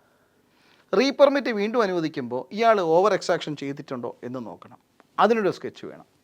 അപ്പോൾ ഇത്തരത്തിലുള്ള പെനാൽറ്റികൾ ചുമത്തിയതിന് ശേഷം മാത്രമായിരിക്കണം എന്ത് ചെയ്യേണ്ടുന്നത്, അടുത്ത ആൾക്ക് പെർമിറ്റ് കൊടുക്കേണ്ടുന്നത്. ഒരു 3 വർഷമാണ് ഏതാണ്ട് നടത്തിയത്. 3 വർഷമാണ് സാർ നടത്തിയത്. 3 വർഷം നടത്തിയതിന് ശേഷം നിന്നു പോകാനുണ്ടായ കാരണങ്ങളും അതിനോട് ചേർത്ത് ഇതും കൂടി ഒന്ന് പ്രഷറോട് പറയാമോ? അതാണ് സാർ ഞാൻ ഈ പറഞ്ഞു വരുന്നത്. അപ്പോൾ ഈ നമ്മൾ ഇത്തരത്തിൽ ഇവർ ഈ പറയുന്നത് പോലെ തന്നെ സ്കെച്ചുകൾ വേണം. അപ്പോൾ ഈ പെനാൽറ്റി എടുത്തതിന് വേണം. അപ്പോൾ ഇങ്ങനെയാണ് ക്വാണ്ടിറ്റി നമ്മൾ തിട്ടപ്പെടുത്തി വരിക. അത് ഒരു പ്രാവശ്യം അവർക്ക് അബദ്ധം പറ്റാം, 2 പ്രാവശ്യം പറ്റാം. ഏതാണ്ട് 30 പെർമിറ്റുകൾ അനുവദിച്ചിട്ടുണ്ട് എൻ്റെ VK റോക്സിൻ്റെ സ്ഥലത്ത്. ഒരുപാട് തവണ ജിയോളജി എടുക്കുന്നതിന് മുമ്പ് ഇതേ സ്ഥലത്ത് തന്നെ ഒരുപാട് തവണ ഒന്ന് പെനാൽറ്റി ചുമത്തിയിട്ടുണ്ട് ഈ പിന്നെ ജിയോളജി വകുപ്പ് നമ്മൾ എടുക്കുന്നതിന് മുമ്പ്. അപ്പോൾ ഈ സമയത്തൊന്നും ഒരു സ്കെച്ച് അവർ തയ്യാറാക്കുകയോ ഒരു അളവെടുക്കുകയോ ഒന്നും ചെയ്തിട്ടില്ല.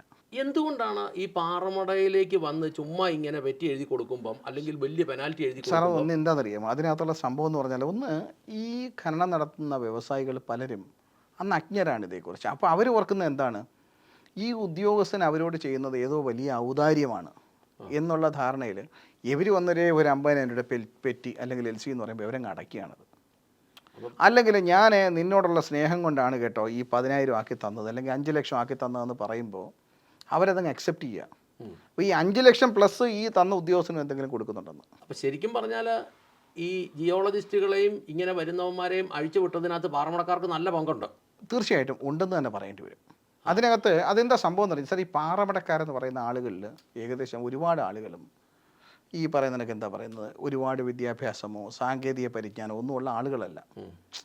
നമ്മൾ ഈ പറയുന്ന പോലെ തന്നെ നമ്മളുടെ സഹോദരന്മാരെ പോലെ, നമ്മൾ കടലിൽ പോകുന്ന നമ്മുടെ സഹോദരന്മാരെ പോലെയാണ്. അപ്പോൾ അവർക്കും ഈ പറയുന്നതിനൊക്കെ എന്താ പറയുന്നത്, ജീവിതത്തിൻ്റെ പ്രാരാബ്ദങ്ങൾ വരുമ്പോൾ വിദ്യാഭ്യാസത്തിൻ്റെ കുറവും ടെക്നിക്കൽ നോളജും ഒക്കെ കുറവുകൾ വരും. അതിൽ അപൂർവം ചില ആൾക്കാർക്കാണ് അതേക്കുറിച്ച് അറിയാൻ പറ്റുന്നത്. അപ്പോൾ ബാക്കിയുള്ളവരൊക്കെ വിചാരിക്കുന്നതെന്ന് പറഞ്ഞാൽ ഉദ്യോഗസ്ഥന്മാരെന്തോ വലിയ കാര്യമായിട്ട് നമ്മളെ സഹായിക്കുന്നത്. അപ്പോൾ പാറമടക്കാർ കൊടുത്തു എന്ന് പറയുന്നതിനേക്കാൾ കൂടുതൽ ഉദ്യോഗസ്ഥർ വരെ പറ്റിച്ചു എന്ന് പറയുന്നതായിരിക്കും കുറച്ചുകൂടി സൗകര്യം. ഉദ്യോഗസ്ഥന്മാർ അവരെ തന്ത്രപരമായി പറ്റിച്ചു എന്ന് പറയുന്നതായിരിക്കും സൗകര്യം. എന്നിട്ട് സാറിൻ്റെ പാറമടകൾ മട നിന്ന് പോകാനുള്ള കാരണം എന്താ സാർ? എൻ്റെ പാറമട നിന്ന് പോയി എന്ന് പറയുമ്പോൾ ഇതുപോലെ തന്നെ കണക്കില്ലാത്ത ഒരു സ്ഥലമാണ് എനിക്ക് അന്ന് ഈ പെർമിറ്റിന് വേണ്ടി ഞാൻ അപേക്ഷിക്കുന്നത്. അപേക്ഷിക്കുന്ന സമയത്ത് തന്നെ അത്യാവശ്യം നമുക്ക് ഈ പറയുന്നത് പോലെ കുറച്ച് കാര്യങ്ങൾ നമ്മളിലേക്ക് വരാൻ സാധ്യതയുള്ള കുറച്ച് കാര്യങ്ങളെക്കുറിച്ച് നമ്മൾ ചിന്തിക്കുമല്ലോ ഒന്ന്. അപ്പോൾ ഇതിൻ്റെ ഭാഗമായിട്ട് ചിന്തിച്ചപ്പോഴാണ് ഇതിൻ്റെ ഒരു കണക്കുണ്ടാവണം മുൻകാല ഖനനങ്ങൾക്ക് എന്ന് ഞാൻ ചിന്തിച്ചത്. അപ്പോൾ ഇതിൻ്റെ ഭാഗമായിട്ടാണ് നമ്മൾ കൃത്യമായ കണക്കുകൾ വേണമെന്നുള്ള നിലയ്ക്ക് ഇവിടുത്തെ അന്നത്തെ ജിയോളജിസ്റ്റ് പ്രിയാമോഹനോട് ആവശ്യപ്പെടുന്നത് എൻ്റെ പ്രീവിയസ് മൈൻഡ് ഔട്ട് ക്വാണ്ടിറ്റി എത്രയാണ് ഇവിടുന്ന് ഖനനം ചെയ്ത് പോയിട്ടുള്ളത് എന്നുള്ളതിനെ സംബന്ധിച്ച് കണക്കുണ്ടാക്കി തരാൻ പറയുന്നത്. അപ്പോഴാണ് ഇവർ ഓഫീസിൽ നിന്ന് ഇറങ്ങാതെ അവിടെ ഇരുന്നോട്ട് കണക്കിടുകയാണ്, ഇത്ര സാധനം ഇവിടുന്ന് പോയിട്ടുള്ളൂ. അപ്പോൾ ഇത്ര സാധനം ഇട്ട് പോയിട്ടുള്ളൂ 5 ലക്ഷം രൂപ. അപ്പോൾ എന്നെ സംബന്ധിച്ച് എനിക്ക് സൗകര്യമാണ്, എൻ്റെ കയ്യിൽ നിന്ന് 5 ലക്ഷം രൂപ മേടിച്ചുള്ളൂ, എനിക്കിനി ഇല്ല എന്നല്ല ഞാൻ ചിന്തിച്ചത്. ഞാൻ ഈ പൈസ അടച്ചു. അപേക്ഷകനായിട്ടിരിക്കുന്ന എൻ്റെ കയ്യിൽ നിന്ന് അപേക്ഷയുമായിട്ട് ചെല്ലുന്ന സമയത്താണ് ഇവർ പറയുന്നത്, ഇവിടെ പൊട്ടിപ്പോയിട്ടുള്ള സ്ഥലങ്ങളല്ലേ, അപ്പോൾ പ്രീവിയസ് മൈൻഡ് ഔട്ട് ക്വാണ്ടിറ്റിക്ക് നിങ്ങൾ 5 ലക്ഷം രൂപ അങ്ങ് അടച്ചാൽ മതി. അത് ഞങ്ങൾ നിർബന്ധിച്ചിട്ടാണ്. ഇത് അളക്കണമെന്ന് പറഞ്ഞപ്പോൾ ഇവർക്ക് അളക്കാൻ അങ്ങോട്ട് ഇറങ്ങാൻ വയ്യ. ഇവരൊരു കത്ത് കൊടുത്താൽ താലൂക്ക് സർവേർ ഒന്ന് കൃത്യമായിട്ട് അവിടെ നിന്ന് എത്ര പോയിട്ടുണ്ടോ എന്നുള്ളത് അളന്ന് തിട്ടപ്പെടുത്തി കൊടുക്കും. അപ്പോൾ ഇവർക്ക് വന്ന് അളന്ന് അന്നത്തെ സ്ഥിതി കുബിക്കായാലും സ്ക്വയർ ഫീറ്റ് ആയാലും എന്ത് തന്നെ ആയാലും ഇവരുടെ മുമ്പിൽ അന്ന് അളവെടുത്ത് കൊടുക്കാൻ ഒരു ഡിപ്പാർട്ട്മെൻ്റ് ഉണ്ട്, റവന്യൂ ഡിപ്പാർട്ട്മെൻറ്റ്. അവരൊരു കത്ത് കൊടുത്താൽ VK റോക്സിന് ഇങ്ങനെ ഖനന ലൈസൻസ് കിട്ടിയിട്ടുള്ള സ്ഥലത്ത് പാറ അനുമതി കൊടുക്കുന്നതിന് മുമ്പ് എത്ര പൊട്ടിപ്പോയിട്ടുണ്ടെന്നുള്ളത് എനിക്ക് തിട്ടപ്പെടുത്താം എന്ന് പറഞ്ഞാൽ ആ ഡിപ്പാർട്ട്മെൻറ്റിൻ്റെ സഹായത്തോടെ ഇവർക്ക് അളന്ന് തിട്ടപ്പെടുത്തി കൃത്യമായും ഇത് ഡോക്യുമെൻ്റ് ചെയ്യാം. അപ്പോൾ 2 പേരാണ് സേഫായിട്ട് വരുന്നത്. ഒന്ന് ഇവിടെ നടത്താൻ പോകുന്ന ആളുകളായ ഞങ്ങൾ. അതിനു മുമ്പ് നടത്തിയത് കാലഹരണപ്പെട്ടു, 8 വർഷത്തിൽ കൂടുതലായി ഇവരൊക്കെ പൊട്ടിച്ചു പോയിട്ട്. അവരോട് ആരും ചോദിക്കില്ല എന്തുകൊണ്ട് ഇവരുടെ നിന്ന് പിരിച്ചില്ല, ഇനി എന്തുകൊണ്ട് കിട്ടിയില്ല. കാരണം അന്നത്തെ കാലത്ത് ഒരു പക്ഷേ അശാസ്ത്രീയമായിട്ട് നടത്തപ്പെട്ടതായതുകൊണ്ട് എക്സ്ക്യൂസസ് കിട്ടിയേക്കാം. അപ്പം മുൻപേ ഈ പൊട്ടിച്ചുകൊണ്ടിരുന്നവർ എന്തേരം പൊട്ടിച്ചു പോയി, അതായത് നമ്മൾ ഇനി പൊട്ടിക്കുന്നതിൻ്റെ ബാധ്യതയാണല്ലോ നമുക്കുള്ളത്. ആ ബാധ്യത നമുക്ക് എത്രത്തോളം വരും എന്നതിനൊരു അപേക്ഷ വെച്ചപ്പോൾ നമ്മളോട് പറഞ്ഞു 5 ലക്ഷം രൂപ 5 ലക്ഷം രൂപ അടയ്ക്കാം. 5 ലക്ഷം അടച്ചോ? 5 ലക്ഷം അടച്ചു. അപ്പോൾ അത് അടയ്ക്കുന്നതിൻ്റെ കാരണം എന്താണെന്ന് വെച്ചാൽ അടയ്ക്കാൻ കഴിയില്ല, അളക്കണമെന്ന് പറഞ്ഞപ്പോൾ ഇവർ എന്നോട് പറഞ്ഞു നിങ്ങളെന്നാൽ പിന്നെ അളന്നിട്ട് പണിഞ്ഞാൽ മതി എന്ന് പറഞ്ഞു. അപ്പോൾ ഇതിനിടയ്ക്ക് 4 വർഷം കഷ്ടപ്പെട്ടിട്ടാണ് നമുക്ക് ഈ ലൈസൻസ് കിട്ടുന്നത്. അപ്പോൾ ഇനി അളന്നിട്ട് പണിഞ്ഞാൽ മതി എന്ന് പറഞ്ഞ് ഒരു ഫയലെടുത്ത് വെക്കുമ്പോൾ ഒരു ഓട്ടോറിക്ഷ വിളിച്ചിട്ടാണ് പഴയകാല പെർമിറ്റുകൾ മാക്സിമം കളക്ട് ചെയ്ത് ഞാനിവരുടെ ഓഫീസിൽ കൊണ്ട് കൊടുക്കും, നിങ്ങൾ എന്നെ തിട്ടപ്പെടുത്താൻ പറഞ്ഞു. അപ്പോൾ ഞാൻ പ്രേക്ഷകരോട് ഒന്ന് പറഞ്ഞോട്ടെ, കേട്ടോണം, കേരളമാണ് സത്യത്തിന് 1-ാം സ്ഥാനം കൊടുത്തിട്ട് പോയതാണ് മുന്നോട്ട്. കഴിഞ്ഞ നേരത്തെ പൊട്ടിച്ചവർ ഒപ്പിച്ച് വെച്ച കോലങ്ങൾ സാറിൻ്റെ തലേ വരരുത് എന്നുള്ള ഒരു കാര്യത്തിലും പിന്നെ ചെയ്യുന്ന കാര്യങ്ങൾ സത്യസന്ധമായിരിക്കണം എന്ന് ചിന്തിച്ചത് കൊണ്ട് അങ്ങോട്ട് ചെന്നപ്പോൾ 5 ലക്ഷം രൂപ പിഴ കിട്ടി. ആ 5 ലക്ഷം രൂപ പിഴ അടച്ചു. 5 ലക്ഷം രൂപ പിഴ അടച്ചിട്ട് പിന്നെ എന്തുകൊണ്ടാണ് മട നിന്ന് പോയത്? അല്ല സാർ, ഈ 5 ലക്ഷം രൂപ പിഴ അടച്ച ഇവർ തന്നെയാണ് അതിന് മുമ്പ് പറഞ്ഞിരിക്കുന്നത്. അതിന് മുമ്പ് ഞാൻ NOCക്ക് അപേക്ഷയ്ക്ക് കളക്ടർക്ക് കൊടുക്കുമ്പോൾ ഇവർ പറഞ്ഞേക്കുകയാണ് ഇവിടെ നിന്നും ഒരുപാട് ഇവിടെ സാധനങ്ങളേ ഇല്ല, പൊട്ടിക്കാൻ ഐറ്റം ഇല്ല, ധാതുക്കളില്ല, ഒരുപാട് കാലം കൊണ്ട് പൊട്ടിച്ചു പോയി എന്ന് പറഞ്ഞേക്കുക. അപ്പോൾ ഇവരുടെ റിപ്പോർട്ട് തന്നെ കോൺട്രഡിക്ടറിയാണ്. അപ്പോൾ ഈ കോൺട്രഡിക്ഷൻ വന്നതോടെ ഞാൻ എന്ത് ചെയ്തു, ശരി 5 ലക്ഷം രൂപ അടച്ചു. 5 ലക്ഷം രൂപ അടച്ചതിന് ശേഷം ഞാൻ ഈ ഖനനം തുടങ്ങാൻ തയ്യാറായില്ല. ഞാൻ താലൂക്കിൽ അപേക്ഷ കൊടുത്ത് താലൂക്ക് സർവേരെ കൊണ്ട് സ്കെച്ച് തയ്യാറാക്കി.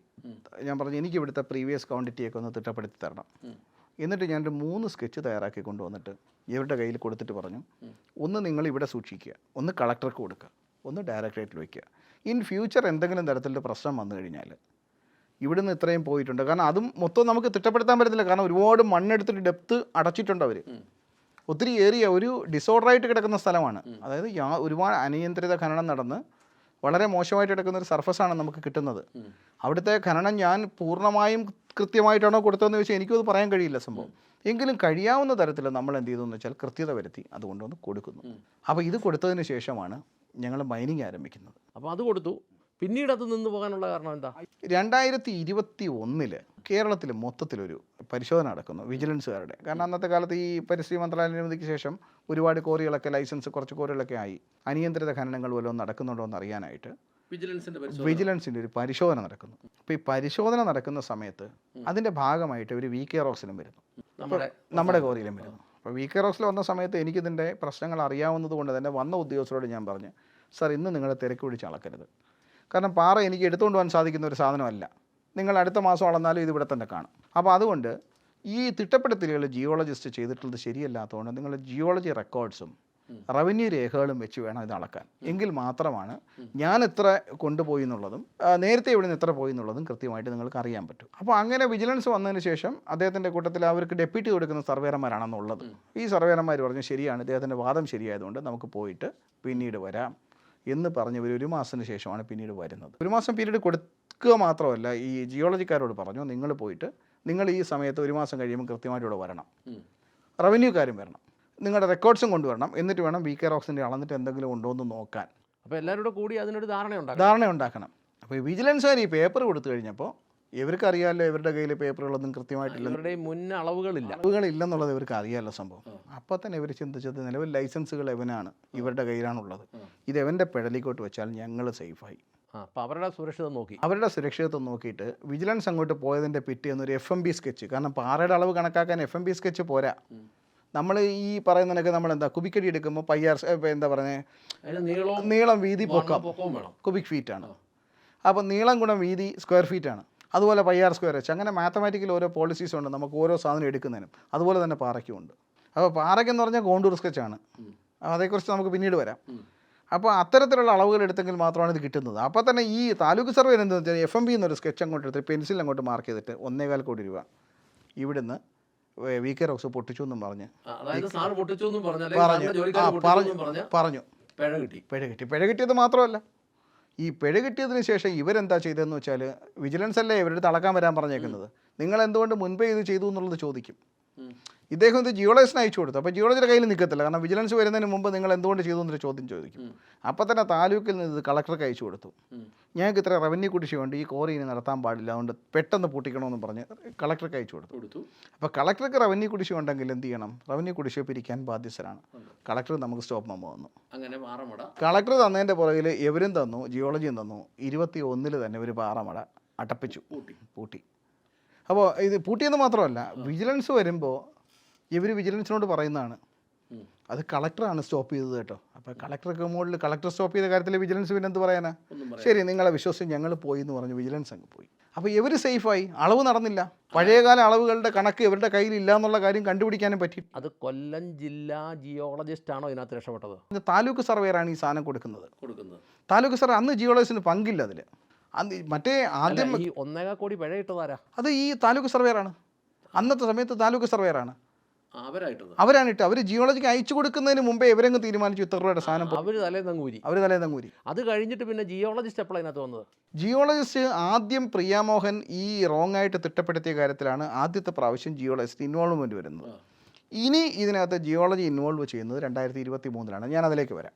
അപ്പോൾ ഇതാണ് ഇവിടെ സംഭവിച്ചത്. അവരന്നിട്ടു. അപ്പോൾ ഞങ്ങൾ അതിന് വരെ ഹൈക്കോടതിയിൽ പോയി. കൃത്യമായിട്ട് ഹൈക്കോടതിയിൽ ഒറ്റ കാര്യം പറഞ്ഞിട്ടുള്ളൂ, ഇങ്ങനത്തെ പ്രശ്നം ഉണ്ടെങ്കിൽ നമ്മൾ പൈസ അടയ്ക്കാൻ വില്ലിങ്ങാണ്. ഇവർ കണക്ക് കൊണ്ടുവന്നാൽ ഈ കണക്ക് വെച്ച് നോക്കിയിട്ട് ബാലൻസ് എത്രയാണെങ്കിലും ഞാൻ അടച്ചോളാം. അപ്പോൾ ഹൈക്കോടതി പറഞ്ഞു ശരി, അതാണ് ശരിയാണ്. അപ്പോൾ നിങ്ങൾ കണക്ക് കൊണ്ട് കൊടുക്കും, അതിനനുസരിച്ച് അവരടച്ചോളും. 30 ദിവസത്തിനുള്ളിൽ ഈ പ്രശ്നം തീർപ്പാക്കണം. ഹൈക്കോടതി വിധി വന്നു. അപ്പോൾ നിങ്ങൾ എന്തായാലും ഈ സാധനം ഇത് ഇങ്ങനെ കേസ് നിലനിൽക്കുന്ന സ്ഥിതിക്ക് 25-50 ലക്ഷം രൂപ കെട്ടിവയ്ക്കുക 2 പേർക്ക്. കാരണം ഈ പറയുന്നതിനൊക്കെ എന്തെങ്കിലും പെനാൽറ്റി ഉണ്ടെങ്കിൽ അവർക്ക് ഈടാക്കണമല്ലോ. അപ്പോൾ നമ്മൾ എവിടെയൊക്കെ കെട്ടി വെച്ചു? ജിയോളജി 25 കെട്ടി, 25 താലൂക്കിലും കെട്ടി. അപ്പോൾ കെട്ടി 25-50 ലക്ഷം കെട്ടി വെച്ചാൽ അതെ വീണ്ടും മട തുടങ്ങി. പിന്നെ ഇവർ ചെയ്ത കാര്യം എന്താണെന്ന് വെച്ചാൽ ഹൈക്കോടതിയിൽ കൊടുക്കുമ്പോൾ അവർക്ക് കൃത്യമായിട്ട് റിപ്പോർട്ട് കൊടുത്തല്ലേ പറ്റുള്ളൂ. അവിടെ ഈ പറയുന്ന പോലെ വേറെ കൊടുക്കാൻ വേണം, വേറെ മായങ്ങളൊന്നും നടക്കില്ലല്ലോ. അപ്പോൾ ഇവരെന്ത് ചെയ്യുമെന്ന് വെച്ചാൽ ഹൈക്കോടതിയിൽ അനിശ്ചിതമായിട്ട് കേസ് അങ്ങ് നീട്ടി. ഓരോ കാര്യങ്ങൾ പറഞ്ഞു. ഹൈക്കോടതിയിൽ ഈ പറയുന്നത് പോലെ റിപ്പോർട്ടുകൾ സമയത്ത് കൊടുക്കാതായി. 2 വർഷക്കാലം എന്തായാലും VK റോക്സിനെ ഉപദ്രവിക്കാൻ അങ്ങോട്ട് വന്നതേ ഇല്ല. 2 വർഷം ഇവർ അപ്പോൾ നമ്മുടെ മട നിന്നു. ഇല്ല ഈ ഒരു മാസത്തിനുള്ളിൽ തന്നെ നമ്മൾ ഹൈക്കോടതി ഉത്തരവോടെ മട തുറന്നു. അപ്പോൾ 2 വർഷത്തേന് ഇവർ പേപ്പറുകൾ കൊടുത്തില്ല, ഇവരങ്ങോട്ട് വന്നില്ല. അപ്പം 1.5 കോടി അടയ്ക്കണമെന്നായിരുന്നു അവർ പറഞ്ഞേ. ഇവർ പറഞ്ഞിരുന്നത് 1.5 കോടി അടക്കണമെന്നായിരുന്നു. നമ്മൾ 25-50 ലക്ഷം രൂപ കെട്ടി വെച്ചിട്ടുണ്ട്. പിന്നെ അവർ കണക്ക് കൊണ്ടുവന്നു കഴിഞ്ഞാൽ അങ്ങോട്ടെങ്കിൽ അങ്ങോട്ട് ഇങ്ങോട്ട് നമ്മൾ കൊടുക്കാൻ റെഡിയാണ്. അപ്പോൾ അതിനുശേഷം എന്ത് സംഭവിച്ചു? അതിനുശേഷം 2 വർഷം അവർ അനങ്ങാതിരിക്കുകയും അപ്പോൾ കോടതിയിൽ നിന്ന് റിമൈൻഡേഴ്സ് അയക്കുമല്ലോ, GP വിളിക്കും, നിങ്ങൾ 50 ലക്ഷം രൂപ അങ്ങോട്ട് വാങ്ങിക്കൊടുത്തതല്ലേ, കേസ് തീർപ്പാക്കണമല്ലോ. അപ്പോൾ ഇതിനെ അവർ നിരന്തരം കോടതിയിൽ ഓരോ എക്സ്ക്യൂസസ് പറഞ്ഞതിന് ശേഷം കോടതിയിൽ റിപ്പോർട്ട് കൊടുക്കണം എന്നുള്ള കാരണം കൊണ്ട് തന്നെ 3/3/2023 അന്നത്തെ താലൂക്ക് സർവേർ അടിയന്തരമായിട്ട് വീണ്ടും ഒരു സ്കെച്ച് അങ്ങ് ഉണ്ടാക്കി. അപ്പോൾ ഈ സ്കെച്ച് ഉണ്ടാക്കിയപ്പോൾ കുറച്ചുകൂടെ സ്കെച്ച് ഒന്നുകൂടെ ഡെവലപ്പ് ചെയ്തു. മറ്റേ ആൾ പെൻസിലിൽ മാർക്ക് ചെയ്ത സ്കെച്ചല്ല. ഇദ്ദേഹം VK റോക്സിൻ്റെ ലീസ് ഏരിയ നന്നായിട്ട് വരച്ചു. ലീസ് ഏരിയയ്ക്ക് പുറത്തുള്ള 5 ഏക്കർ സ്ഥലവും കൂടെ വരച്ചിട്ട്, ലീസ് ഏരിയയ്ക്ക് പുറത്തുള്ള, അതായത് അവിടെ പുറത്തുള്ള 5 ഏക്കർ സ്ഥലം വരച്ചു എന്ന് പറയുമ്പോൾ അവിടെ അതിനകത്ത് അത്തരത്തിൽ പല സർവേ നമ്പറുകളോട് നിലവിലില്ല. ഈ 5 ഏക്കറിനകത്ത് പല വസ്തുക്കളും പല ആളുകളും ഖനനത്തിന് വേണ്ടി NOC നേരത്തെ എടുത്തിട്ടുള്ളതാണ്. അതിൽ കുറച്ച് ഏറിയ പലരുടെ ഉടമസ്ഥതയിലുള്ളതാണ്. അപ്പോൾ അത്തരത്തിലുള്ള 5 ഏക്കർ സ്ഥലങ്ങൾ ഇവരെടുത്തതിന് ശേഷം ഇതെല്ലാം കൂടെ ചേർത്ത് VK റോക്സ് പൊട്ടിച്ച ഏരിയ ആണെന്ന് തോന്നുന്നു. അപ്പോൾ ക്വാണ്ടിറ്റി കണക്കാക്കേണ്ടുന്നത് ജിയോളജിസ്റ്റ് ആയതുകൊണ്ട് ജിയോളജിസ്റ്റിന് ഈ സാധനം അയച്ചു കൊടുത്തു കണക്കാക്കാൻ വേണ്ടി. അതായത് പന്ത് പതുക്കെ ജിയോളജിയുടെ കയ്യിലോട്ട് ഇട്ടു കൊടുത്തു. പന്ത് കൊണ്ട് അവരുടെ സർവേയർ ജിയോളജിസ്റ്റിന്റെ കാലിൻ്റെ ഒട്ടിലിട്ട്. അതെ അവരുടെ, കാരണം എന്താ സംഭവം എന്ന് വെച്ചാൽ അളവെടുത്ത് കൊടുക്കാൻ മാത്രമേ താലൂക്ക് സർവേർക്ക് പറ്റുള്ളൂ. ക്വാണ്ടിറ്റി കണക്കാക്കേണ്ടത് ജിയോളജിസ്റ്റ് ആണ്. അപ്പോൾ എന്തോ കാലക്കേടിന് അന്നത്തെ ഇരുന്ന ജിയോളജിസ്റ്റ് സ്ഥലം ഈ സസ്പെൻഷനിലായിപ്പോയി. അല്ല, ഈ അന്നിരുന്ന ജിയോളജിസ്റ്റ് അന്നിരുന്ന ജിയോളജിസ്റ്റ് എന്ന് പറഞ്ഞാൽ 2021 പിന്നെ ഈ പറയുന്നത് പോലെ എന്താണ്, പിന്നെ വിജിലൻസ് വരുന്ന സമയത്ത് ഞാൻ പറഞ്ഞില്ലേ 2 ദിവസമായുള്ളൊരു ജിയോളജിസ്റ്റ് വന്നിട്ടാണ് അവരാണ് ഇരുന്നത്. അപ്പോൾ അവരിരുന്നിട്ട് അവർ ആ കാലഘട്ടത്തിൽ സസ്പെൻഷനിലായങ്ങ് പോയി. അവർ 2 ദിവസം ഉള്ളപ്പോൾ ഈ താലൂക്ക് സർവേയുടെ സ്കെച്ച് വിശ്വസിച്ചിട്ടാണ് ഇവരെനിക്ക് ഡിമാൻഡ് നോട്ടീസ്, കാരണം അവർക്ക് അതിനെക്കുറിച്ചൊന്നും അറിയില്ല. അവർ ഡിമാൻഡ് നോട്ടീസ് തന്നോ? പിന്നെ അവർക്ക് തരാണ്ടിരിക്കാൻ പറ്റില്ലല്ലോ. അവർ എത്ര രൂപ അടയ്ക്കണമെന്ന് തന്നെ അവരെ തന്നതല്ല, ഇവിടുന്ന് ഈ ഇവർ കൊടുത്തിരിക്കുന്ന അളവ് താലൂക്ക് സർവേറാണ് പറഞ്ഞിരിക്കുന്നത് ഇത്ര അളവ് പൊട്ടിച്ചുകൊണ്ട് പോയി എന്നുള്ളത്. ആ അളവിൻ്റെ അടിസ്ഥാനത്തിലാണ് അവർ ഡിമാൻഡ് നോട്ടീസ് തരുന്നത്. അപ്പോൾ അവർ ഈ ഡിമാൻഡ് നോട്ടീസ് തരുന്ന സമയത്ത് അവർ തന്നെയാണ് പിന്നെ അന്നത്തെ സമയത്ത് എന്താ പറയുന്നത്, നമ്മൾ ഈ പറഞ്ഞതുപോലെ സസ്പെൻഷനിലായെന്ന് ഞാൻ പറഞ്ഞത് 3/3/2023 രണ്ടാമത്തെ സ്കെച്ച് 2 വർഷങ്ങൾക്ക് ശേഷം ഇയാൾ തയ്യാറാക്കി കൊടുക്കുമ്പോൾ ഇവർ സസ്പെൻഷനിലായിരിക്കുക. അതിനുശേഷം എന്ത് സംഭവിച്ചു? സസ്പെൻഷനിലായി ഈ സ്കെച്ച് അവിടെ ചെന്നപ്പോൾ അവിടെ ജിയോളൈസ് ഇല്ല. അപ്പം ഞങ്ങൾക്ക് അന്ന് 31 ഓരോ വർഷവും നമ്മൾ ലൈസൻസ് സറണ്ടർ ചെയ്തിട്ട് പിറ്റേ വർഷം പുതുക്കിയെടുക്കണം. അതിന് നമുക്ക് 10 വർഷത്തേക്കാണ് കിട്ടുന്നതെങ്കിലും ഓരോ വർഷവും നമ്മൾ ഉൽപ്പാദനത്തിന് നമുക്ക് ലിമിറ്റ് ചെയ്ത ക്വാണ്ടിറ്റി ഉണ്ട്. ഇപ്പോൾ 1.5 ലക്ഷം മെട്രിക് ടൺ ആണെങ്കിൽ 1.5 പൊട്ടിക്കാൻ പറ്റുള്ളൂ. അതിൽ നമ്മൾ 1.47 പൊട്ടിച്ചിരിക്കുന്നതെങ്കിലും 3000 സറണ്ടർ ചെയ്യുക.